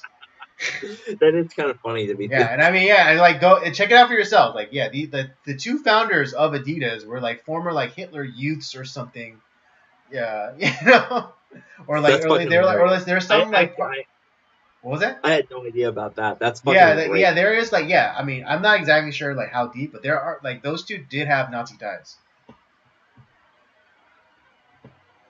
Jesus. Well, and the other thing too, like the other part that's going on with him right now too is he's being sued by George Floyd's family. Mm-hmm. Like they're Right, because yeah, he said some like not even disparaging. He was like contradictory to the narrative. because he said he said the truth that Right. like George Floyd died because of a drug overdose, not Mm-hmm. because of what the cops did. Right. I mean, and And like, and if you like, and if you're thinking that sounds crazy, like, well, what do you think when they had like three different MEs, medical examiners, come in and do the autopsies, and each one of them came up with a different uh, reason for George Floyd's death. The first one said fentanyl overdose. The second one came in and said like, oh, it's hard to tell, and the third one came in and said that, oh, it's because the cop had his knee on his neck. I think the third one was bought and paid for. Exactly. I'm say that, Exactly. but I think the first one had it right, and he even said, and this came out in the court case too, that he George Floyd, and I think they have it on recording too, like video recording or audio, at least audio recording, that is like, I took too many drugs, or like I ate too many drugs. What the hell he said? It's like, Mm-hmm. yeah, no shit. And honestly, I think what might could happen if they end up going to court on this. It's like, okay, well, what did I say that was what did I say that was untrue that Yeah. caused these problems? And what ends up happening is that they prove that what he said was true. Is like, and if that happens, they might be able to get that cop exonerated. Mm-hmm. Right. I mean, what, or how could what Kanye said have caused that much in damages? Yeah. Like, Well, and what people don't know is that he has donated a significant amount of money to George Floyd's daughter, Yeah, he started. He gave her money so she can go to college or whatever. Fully paid for. Yeah, that's something that no one talks about either. So it's not like he hasn't tried to help he's done more for that family than BLM ever did. Oh yeah, provably. So but I think with like that lawsuit that's that they're trying to put on him, because it's another way they want to shut this guy up. They don't want him to talk. It's the same thing that was going on with Alex Jones in that ridiculous kangaroo show court trial, where the judge essentially told him that, like, you can't say that you're innocent, you can't say that you didn't profit off of, like, this the whole Sandy Hook thing and all, so on and so forth. And it's like, not only did like he and like I said, I think these two cases are connected, because you can Alex Jones and Kanye West they're a little out there, they're a little crazy, that's okay, but a lot of times they're saying truthful things and uncomfortably truthful things. And by but they are considered like the fringes of society. Oh, it's who cares? It's Alex Jones. Oh, it's Kanye West. Who cares? And it's like, but what people don't realize is that eventually those pillars start falling, and then they're right at where you're at, and then you're the target. And because you didn't stand up now to defend these guys, for what's happening to them, it's like now they're going to come after you. You might be the last one, but they're going to come after you too. Well, hell, and the people that are coming after Alex Jones, like I remember he was saying, it's like, yeah, I think after, like, it was like a couple of years ago, it's like, I think I'm gonna go like 5 more years, and it's like, I'm getting real tired, and like, it's like, I got plenty of people, like I can kind of sit back and kind of be more of like the guy behind the scenes, and kind of essentially retire.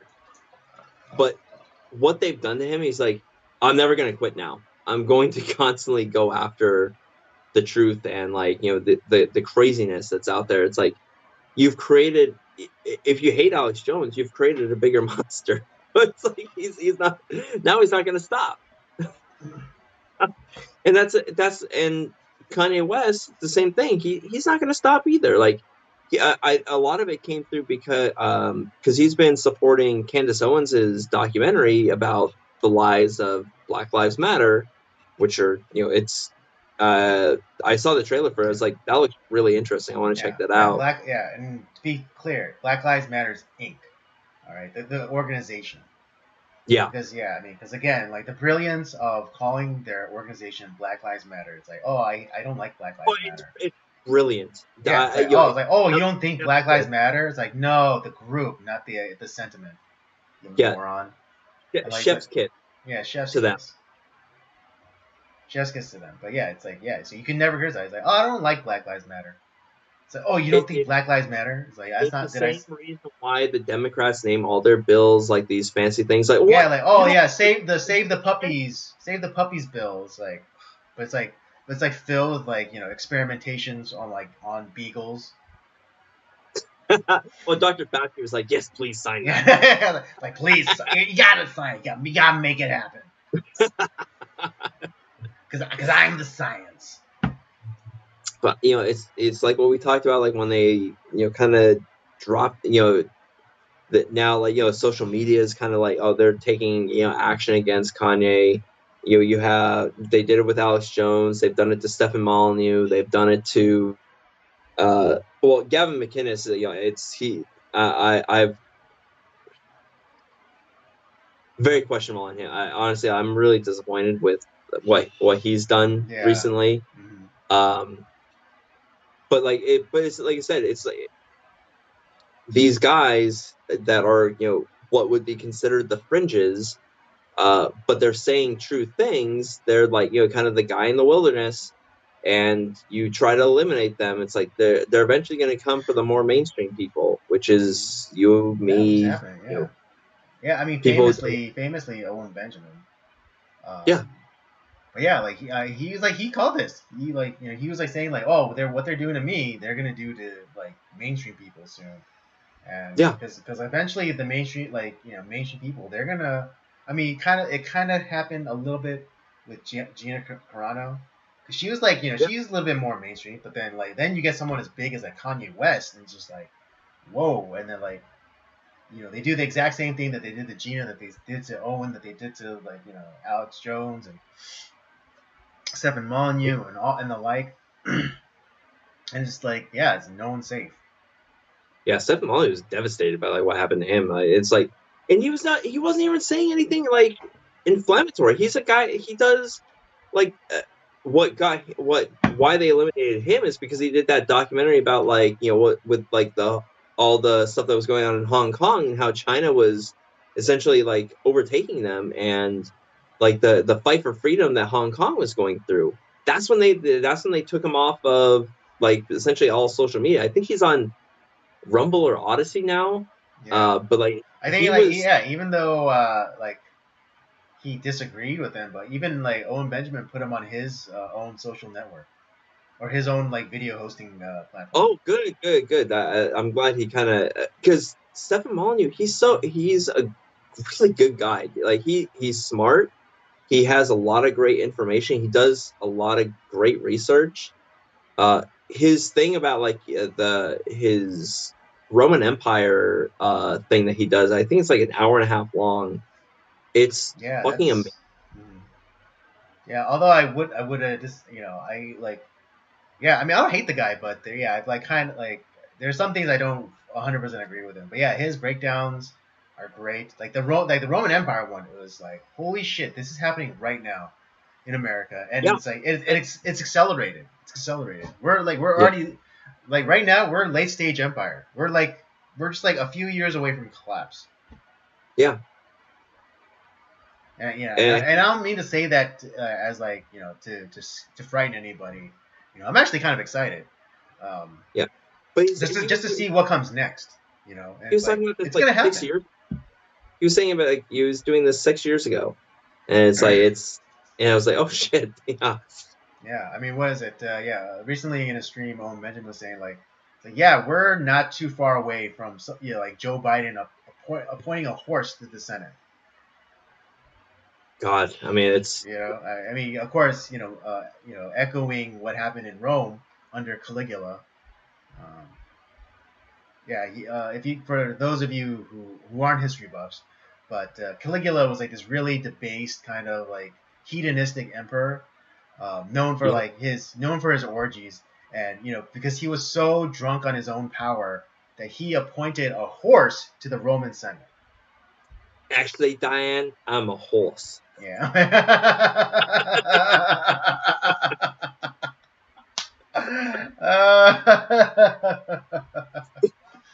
Yeah, but I mean, it's like, we're getting to that point where it's just like utter nonsense, like from our quote unquote leadership. I think I think we're just a year away from Joe Biden appointing a horse to the Senate, It wouldn't surprise me. or like some sort of equivalent. I think, what you know what? In a weird way, I think we're already there. In that, especially recently when Joe Biden, had did that interview with that trans person. Oh, with her, the guy with his hiking heels and his Yeah, weird videos. yeah, in his Barbie pouch. Oh, well, bleh, But, bleh. yeah, you like famously, it was the one from that Ulta campaign where Yeah, like yep. the what is it? The struggles of girlhood or something With podcast. that bearded makeup man. Yeah, Oh God, that was the most disgusting things I've ever seen. yeah. Man, it's so crazy because I look at these quote unquote men, and I'm just like, if this was 100 years ago, you'd be dead. Yeah, You know, like yeah. if like the way you are right now, but it was 100 years ago, you'd be dead. Not just merely because they'd be lynched or something, but just like you serve no purpose. Like you wouldn't be able to like go out and like and hunt or like plow a field and grow crops and things like that. You're utterly useless. I mean, They'd be really, I'm not saying that I can do any of those things, but I would at least make the attempt. they'd be super popular in the Middle East right now. Oh yeah, yeah, right. Maybe like taking them to top of buildings and showing them, the view, and like showing them, Oh my God, I can fly. yeah. Wow. But yeah, it's just, I mean, I'm not saying, okay, I'm not, yeah, Kanye West, like, if you really break it down, he didn't say anything that was hateful or that was like inciting violence against Jews. I don't think he hates Jews either. Yeah, I don't think so either. But he's pointing out something that that we're like willfully ignoring, or a certain people under the name of Jew are trying to make illegal. You know, and if you realize, what I said, it's like uh, people who claim the title or the name Jew.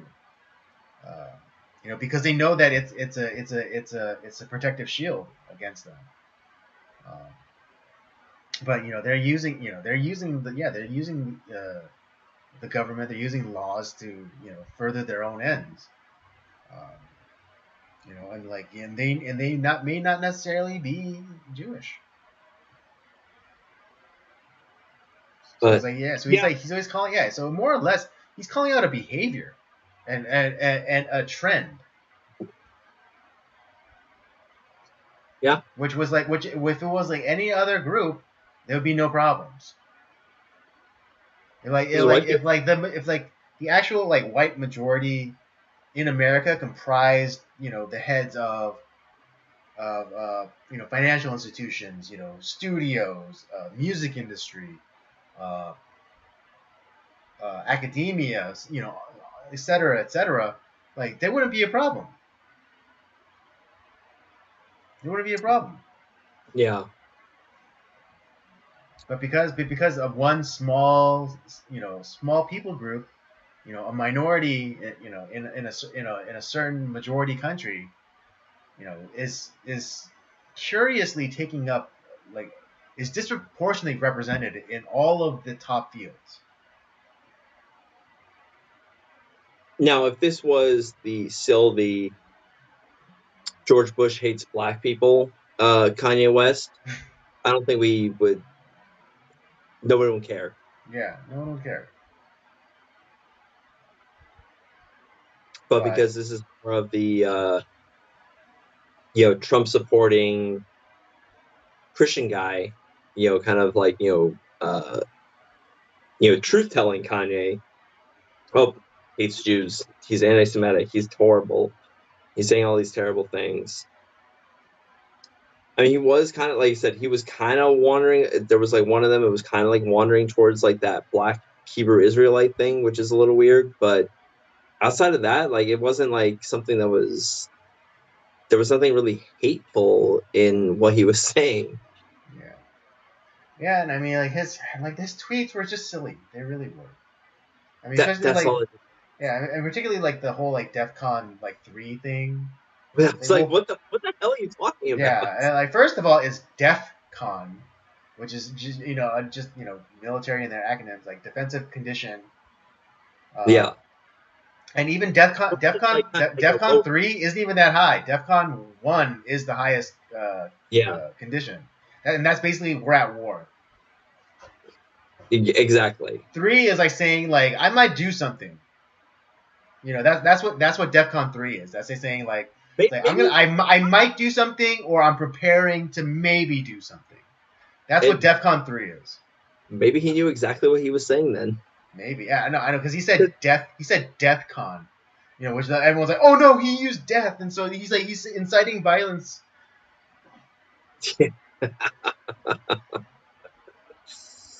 Oh Yeah, boy. It's all honestly though, it's all fucking stupid. It yeah, all is. it really is. The fact that this is a hot topic news item is so ridiculous. Yeah. Yeah. I think we only highlighted to kind of sound the alarm and like, if they are doing this to uh, a high profile, high profile status dude like Kanye, dude, like who won't they do it against? This against, Exactly.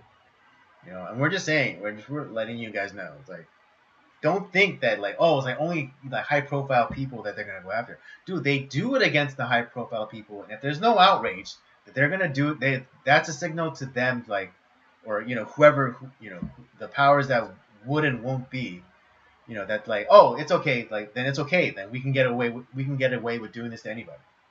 And so like, they, so yeah, they debanked him. They're trying to deplatform him. Yep. Um, so I mean, don't be so foolish into thinking that this can't happen to you. Yeah. Yep, pretty much. Mhm. So you have been warned. Yep. All right. That's all I got for that. That's all I got to say about that too. All right. Great. All right. Let's get into the last movie review, and I guess we'll wrap it up. Yeah, you give the synopsis. I'm going to use the bathroom. I'll be right back. Okay. Well, it's yeah. I was trying to find a synopsis. I wasn't able to find any particularly long ones, but yeah. The second movie review is France. How it would be pronounced with like an accent, uh, in the spelling. Again, this movie stars Leah Seydoux. Came out in 2001, or yeah, 2021. Excuse me. um,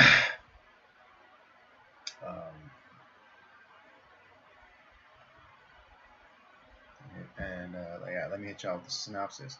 A superstar TV journalist's career, home life, and psychological stability are shaken after she carelessly drives into a young delivery man on a busy Paris street. Again, this movie starring Leah Seydoux,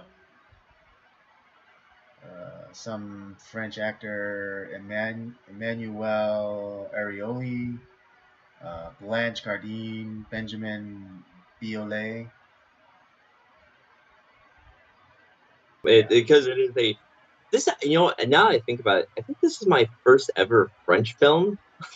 Um, which I think so too. maybe it's For not. me too. Yeah, it's not a good introduction to the French film industry. Yeah, French. Um, Yeah, or French movie scene. I do want to get into like the French New Wave stuff just because I've heard great things about it. Like with all the Breathless and 400 Blows stuff like that. The classics. But just because I am curious and everyone talks about them, so I'd be kind of curious to check them out. Mm-hmm. What did you think about the movie? Because I have my thoughts on it, like and what the problems I had with it, and I'm wondering if you face the same problem. Yeah. What is it? Um, yeah, really hard to pinpoint. Like, this movie is kind of weird and um, kind of all over the place.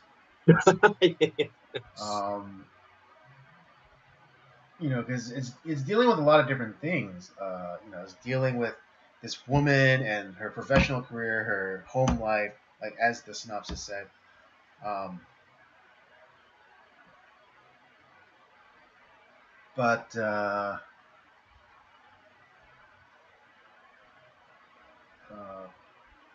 but then also kind of like it's also making a critique of kind of like the news, the 24-hour news cycle, which I do, which is pretty cool. And particularly like it's in how it's really no different from in the United States. Yeah. The way that the news stories are like pieced together or or shot and things like that. Um, Well, and the whole idea of like a celebrity journalist, like when you think of like right. when we think of like the American news cycle, Walter Cronkite, Edward Murrows, Ted Koppel, like those are the real journalists. It's like no, they Yeah, your aren't. They're Dan all Rat. Yeah. horrible. Dan Rather, yeah, another piece of shit. It's just Mm. they're all horrible. They don't, and kind of the same. Well, now they're not even doing journalism anymore. Now it's just like opinion pieces. Yeah, It's essentially the and opinion it's column in the highly newspaper. and even in the movie they were cognizant of the fact of like how much like editorializing that they were doing. Yeah. So I think the problem this movie has is it doesn't pick a lane. So Mm. here's the Criterion description, and I think this kind of sums up the problem of the movie. Mm-hmm. Elia Seydoux brilliantly holds the center of Bruno Dumont's unexpected, unsettling film, which starts out as a satire of the contemporary news media before steadily spiraling out into something richer and darker. It's like, and that it's like, but it doesn't really do that. No, it It's, doesn't. I think, had it stayed as kind of like a commentary on like how bad the and this isn't just a US problem, this is a worldwide problem with Right. when it comes to journalism and media. Had they stuck to that and like made it kind of like more of like a network or like kind of like an ace in the hole, this movie is a classic. Mm-hmm. And I have no problem with any of the actors. I actually think it was actually very well acted. I liked And cast, Lisa. yeah, cast. Yeah, the casting was great. I thought they all did a pretty damn good job within their roles.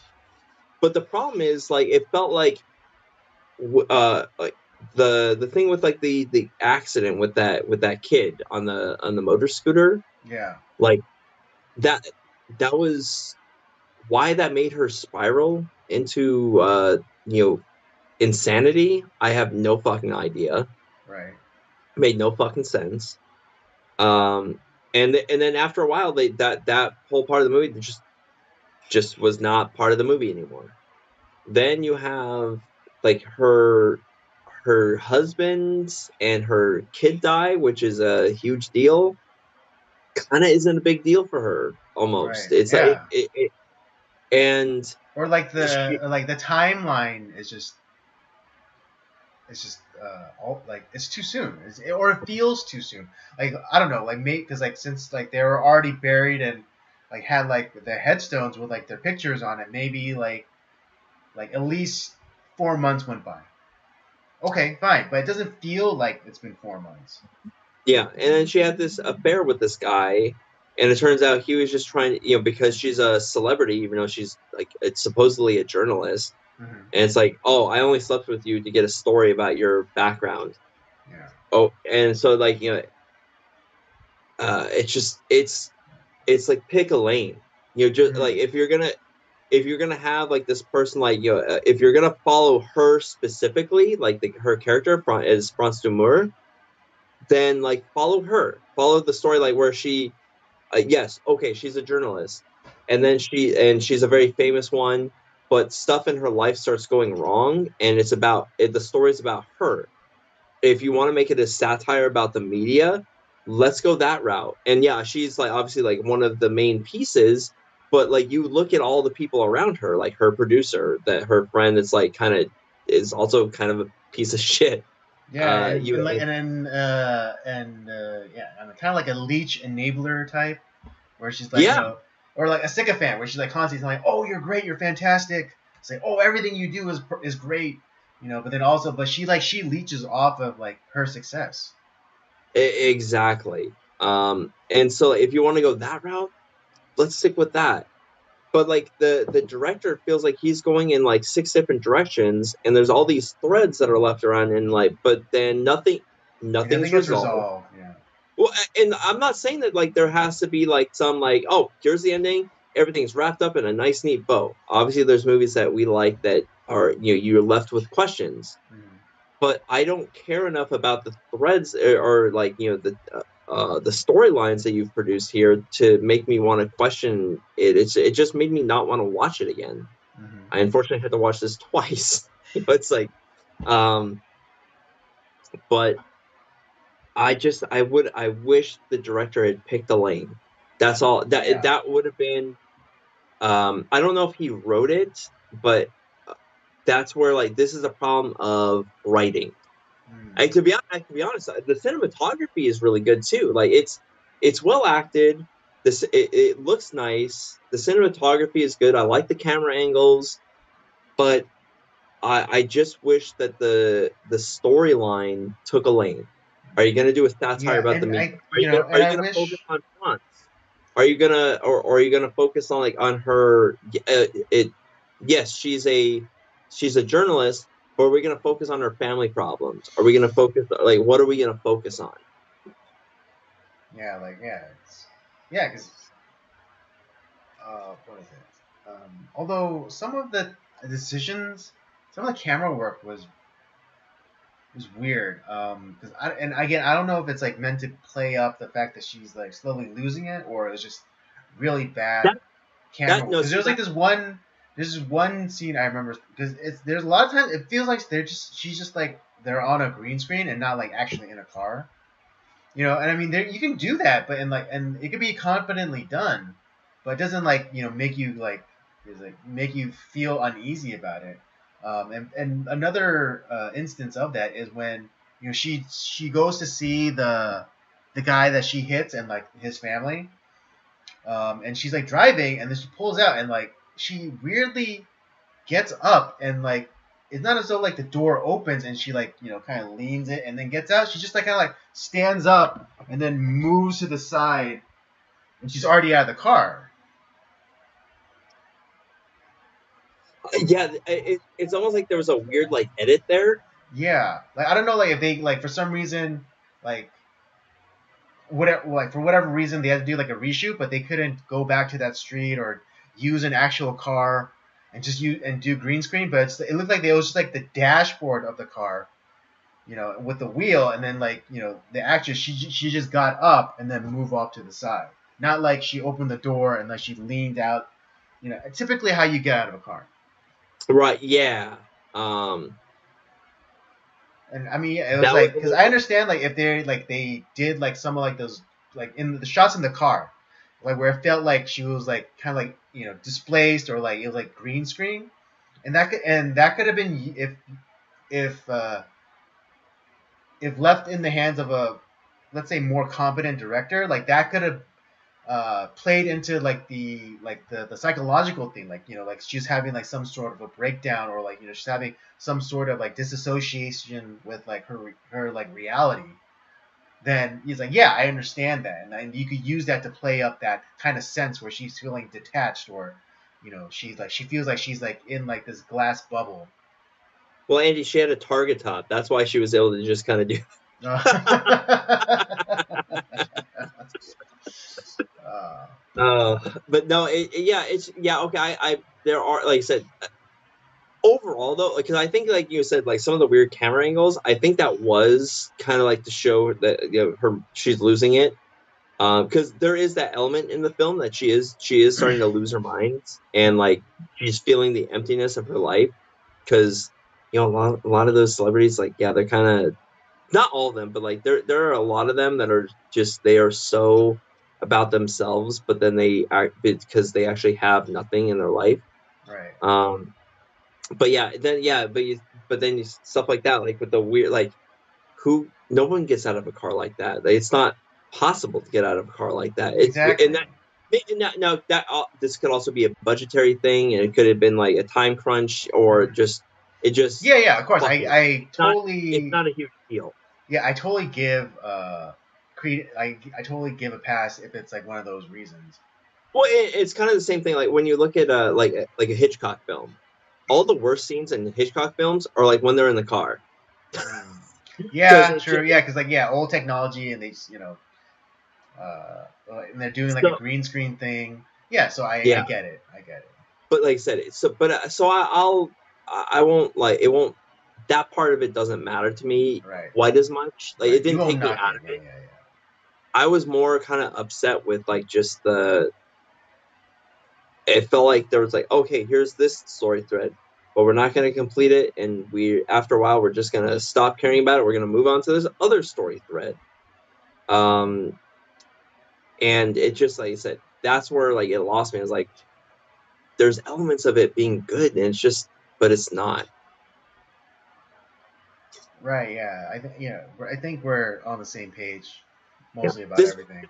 focus. Yeah. This movie lacked focus, and and maybe in a more capable director's hand, the balance would have been better. But it's what we got, and so we can only judge on what we got and not what we wanted to have.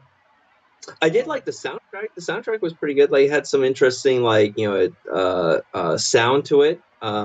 Good score. Um, it just and like I said, I don't hate the movie. I like I said, I think there's elements of it being a really good film, but it just needed to like be more focused.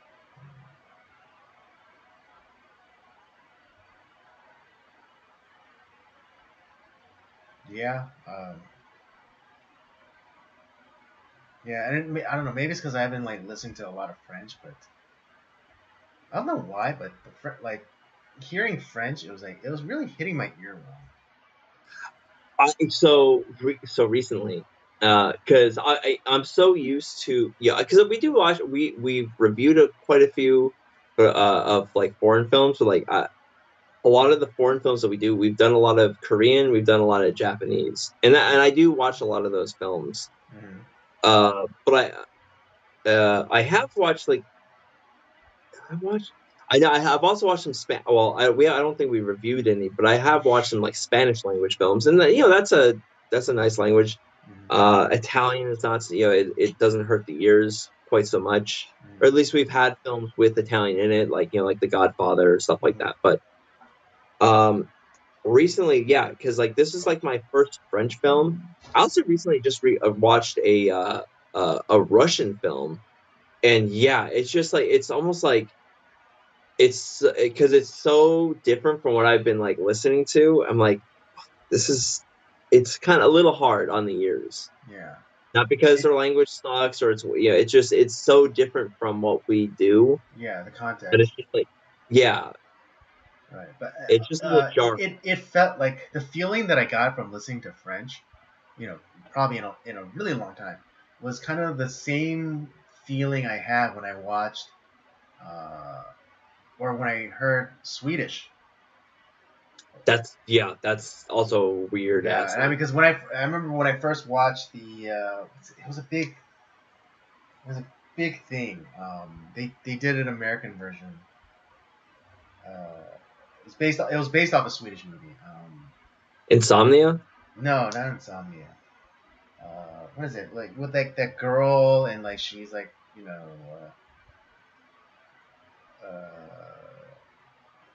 oh yeah, girl with the dragon tattoo. Oh right, that's right. I Yeah, I totally remember when I first watched that, and I was like, this is way back when, and I was watching it, and it's just like, yeah, the Swedish, I believe, is where it's from, but yeah, it's like it's such a harsh language on the ear. It's like, ugh. yeah, what's his face? The professor, one of the professors in Thor. I forgot his name in the movie, but like, what's his name? Stellan Yeah, Stellan Skarsgård. Skarsgård.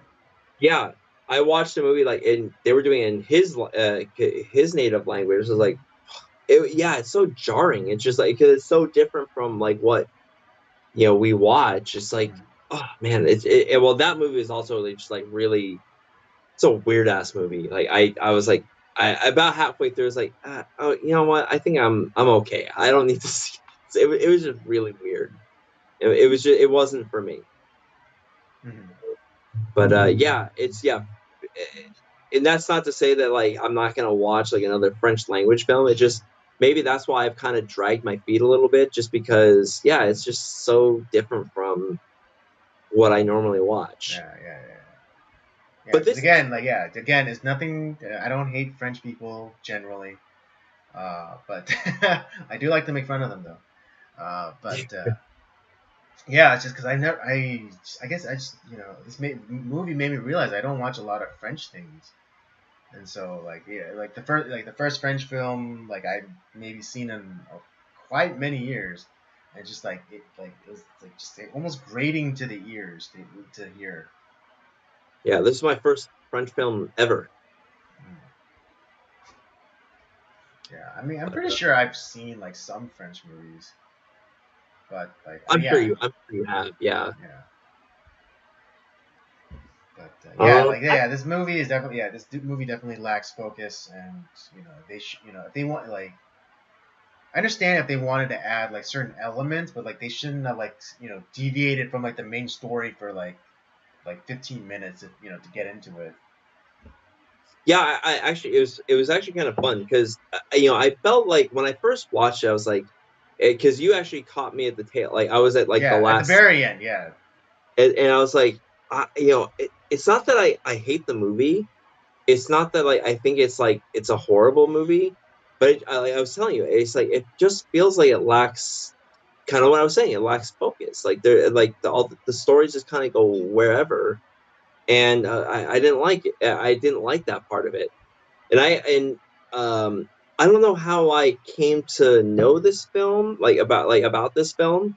It was probably through Twitter, and then some of the people that I follow and we talk about movies. Mm-hmm. I was like, hey, have you? And and they actually have a lot of good movie recommendations that I was like, hey, have you seen this? And like, am I wrong to think that like it's kind of it's not it's not great? Like there's something wrong with this film. And it's like, yeah, I haven't seen it. I like, and they're like, yeah, I heard that it was not very good, and so I've kind of stayed away from it because I like that actress. It's like, Yeah. oh, so Oh, maybe and I'm on to yeah, something. and another thing about it was like she was so like clownishly dressed too, like the Yeah. So, oh yeah. So okay. So here's the other. When she didn't have all the makeup on her, Mhm. I thought she looked great. Yeah, When she had, which is how I like know her because like she was one of the daughters in what is it, the Inglorious Bastards, the dairy farmer in the beginning. no, that's her. Yeah, that's her. That she was one of the daughters. Get the fuck out of here. No Yeah, way. yeah, and then she played like the assassin in Mission Impossible Ghost Protocol. Again, very like, but she was like still very That was attractive. her too. Yeah, and Oh shit. Ghost Protocol. I have to watch this. I have to watch Ghost Protocol again. I did not Yeah, recognize her. I yeah, don't. and I remember then Madeline Swan from the last two Bond films. yeah, and of course they like her most high profile thing is the Bond stuff. Uh, No, but yeah, I like have to watch Glorious Bastards again. she looked way better like in those movies. And I mean, again, it's like probably also like like I, the costuming, but it's I like think that also was done. too like the I think that was done on purpose. the garish like red lipstick that she wore too. It was just like too much.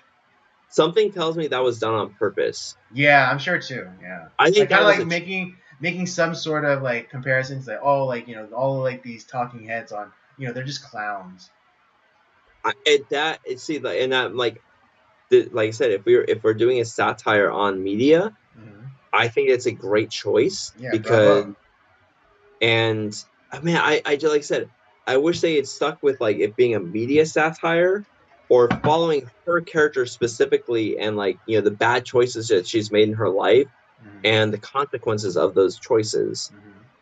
Either one of those, you're gonna have. I think it would have been a great film. Either one of those directions, but they chose neither of those and they went in like five different directions. It was so weird. It just yeah, that's the problem. Hmm. But I like and but it's funny the discussion I had on Twitter about it, and it's like a lot of people are like, yeah, I didn't want to watch it because I like that actress. I heard it's not good. And then some people's like kind of like what we were saying is like, yeah, it lacked focus. It was not very good at all. And then there were some people who were like, and then I've also had people say, like, yeah, I really liked it, and I was like, okay, well, not I'm not asking in an antagonistic way. I was like, what am I missing? What did you see in it that like made you like it? What am I? Is there something that I am missing?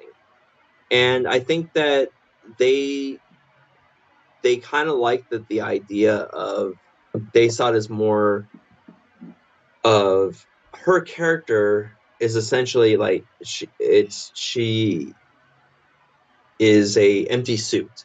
She's just like her celebrity has kind of like hauled her out, and like there's no substance to her, and so all the things that kind of happen to her, it's kind of like it's making fun of celebrity and like how they're all shallow, useless people. Mm-hmm. And there is that element to that. I was like, oh yeah, I can kind of see like and what was it the one of the I was put onto this video of these two gay guys talking about this film, which I didn't want to do, but I was like, but they brought up some interesting points. I was like about like why they like the film, Mm-hmm. and it's kind of this idea of they saw it as, yeah, kind of this making fun of like these, this person that is hollow and is like kind of like a nothing person, and so in her life goes well, and it just but and the reason why she's going through all her foibles are because of, she stands for nothing, and so she kind of has all this, everything is a crisis or something in her life. And I was like, yeah, okay, they actually brought up some good points. Okay. I don't know if I necessarily like that type of film per se. Like, I would rather have there be a direction, Right. even if it is open ended. But Yeah. I mean, if this was supposed to be a satire, this is just like the saddest satire like I've ever watched. Because usually, yeah, like I mean, I guess it doesn't always have to be, but usually when you think satire, you think of some sort of humor. But like, this is more like them just kind of like you know pointing, like you know flash, putting the spotlight on and pointing the finger, and just and and saying you suck, as opposed to like making light of the kind of like absurdist reality that a lot of like these news pundits go through. yeah, this is sad Um, clown satire. yeah, this sad clown satire. That's what it is. It's sad clown satire. Oh my god, and that's so French. Yeah, Jeez, yep. it's so French. Ah, they got me. This is the Cirque du Soleil of satire. I don't know, but Cirque du Soleil is kind of exhilarating because of all like the crazy flips and stuff. Like this is like like the tramp clown of this is the tramp clown of satires. Yeah, Because like it's like we're like making fun of it, but we're so sad. but yeah, I it's it's okay. It's if you are curious to check it out, I would say go ahead and do that. Like I said, it's up on Criterion right now. I think you can find it a bunch of different places. Um, I mean, I guess I'd be like a little bit interested in kind of figuring out like if there was like some interviews with like the director or like Leah Sadu, kind of giving a little bit more like background to like what their thoughts on the film were, like what they were trying to go for. I think that might help a little bit. Um, but yeah, I don't right now. I don't have that information, so I'm just Uh, going based off like what I saw. well, yeah. I mean, ultimately, we're judging on what we got, not what they meant to. So yeah, I don't know. I mean, I don't hate this movie, but I don't want to watch it again. Yeah, I'm kind of Yeah, I I'm mean, right similar. there. I mean, kind of similarly how you felt about. No, but you hated Wild Wild West. Okay, but No, I don't have a visceral hatred like I did with Cop Out. I just said it's not a good movie. It's like, and I don't want to watch it again. Ah, I see. Okay. Yeah, I forgot about that first part. But yeah, like I don't hate this movie, but I would really care not to watch this movie ever again. Although I will give it this one thing, and like I wish that movies, like particularly in America, were we could get back to movies that told stories like this, or attempted Yeah, to tell stories like this. You know, because nowadays, particularly in America, like all our movies now are like big, spectacle, which is fine. Like you can have like the big spectacle movies, but I wish we can get back to the place. I mean, kind of making the same argument as Martin Scorsese, but like I wish we can get back to cinema, and just like tell stories. yeah. Thank you. Well, okay. So another positive on the film, it's an original story, and hell, you have your main character is a woman. Mm-hmm. Great. Yeah, Okay. strong and brave and successful woman. Yeah, that's Okay, great. that's fine. Go ahead. It's not like they like, oh, we're gonna take this existing franchise from like whatever, and it's like what if our main character was a woman, guys, powerful woman? It's like, uh it's like they didn't do that. No, they created Oh, did you? I mean, off topic, but did you hear about the latest Doctor Who? don't get me started on that shit. My God, no, it's all Well, horrible. I mean, do you at least know that? I mean, I know it's just for a ratings ploy, but they brought back David Tennant. Of course they did, because he's the best one. I know, but like he's gonna be like he's gonna be a transitionary Doctor because it went from Jodie Whittaker back to David Tennant, but it's only temporary, and then until they bring aboard the first gay person of color Doctor. It's like they just let David Tennant do his thing. He's the best one. Serious? I That's what mean, yeah, I'm not even a huge Doctor Who fan, but I'm not like either. I knew David Tennant was the most popular, and even just like of what I saw of his performance in Jessica Jones, I was like, oh my god, this guy's great. He's an amazing actor. Mm-hmm. Yeah, and I mean, in all the Whovians that I know, like they absolutely adore David Tennant. He is amazing. But no, it's kind of the same things. But like I said, front, it's an original story. I mean, yeah, it's uh we'll actually talk about. I'm going to talk about this like more next month when we start our degenerate gamble. Um, but the idea of there's a difference between plot and story, and there's a lot of similar plots when it comes to movies. Mm-hmm. But what gets us into the movie is like the story, like because Mm. the way the characters interact with each other is different. That like so you can have like these similar types of films, but like what we care about is the characters that are within those films. Right.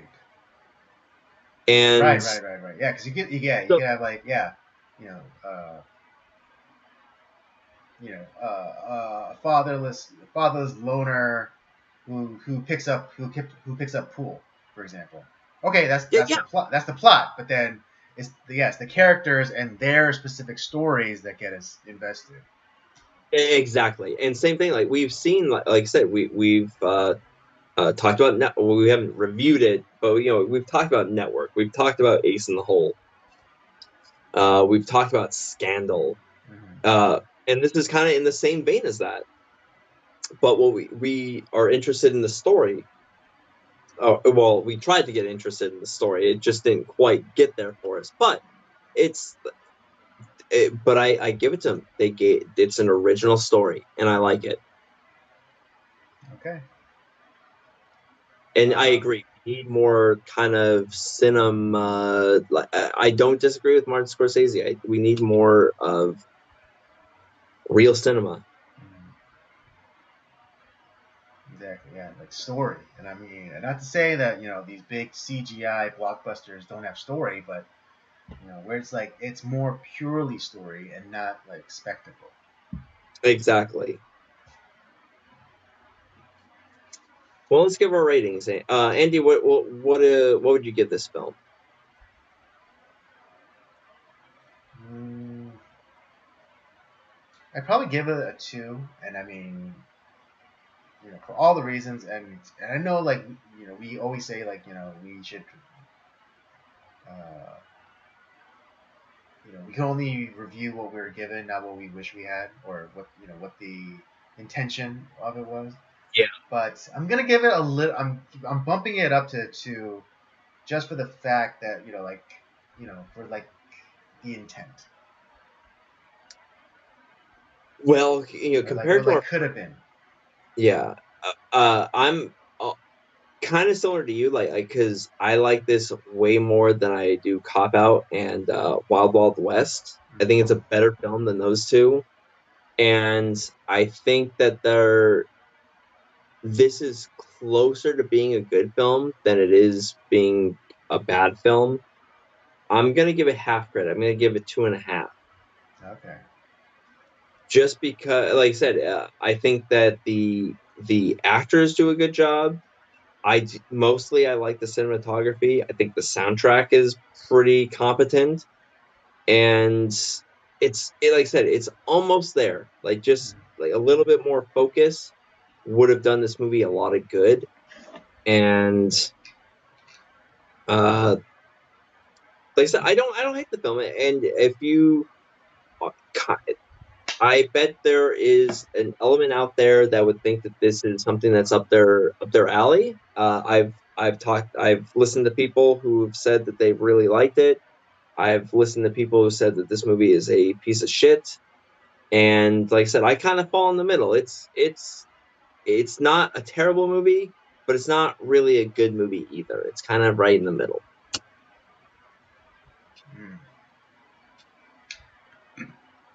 All right. Well, there you have it. That's our review of France. I give it a 2. Robert gives it 2.5. You may like it. I don't know. I mean, I didn't particularly find it entertaining. Um, It really like it I mean, definitely yeah. I drove. mean, I know this kills Rob, but like, yeah, like I mean, with Cop Out, like I was entertained, right? But not to say that it was a good movie, but I was entertained. With this movie, I like was not entertained by it. It's not an entertaining film. You are correct on that. Yes. So I mean, watch it, don't watch it, but I don't think we can give it the jerks, you know, seal of approval, or I don't think we can give the jerks recommendation on this one.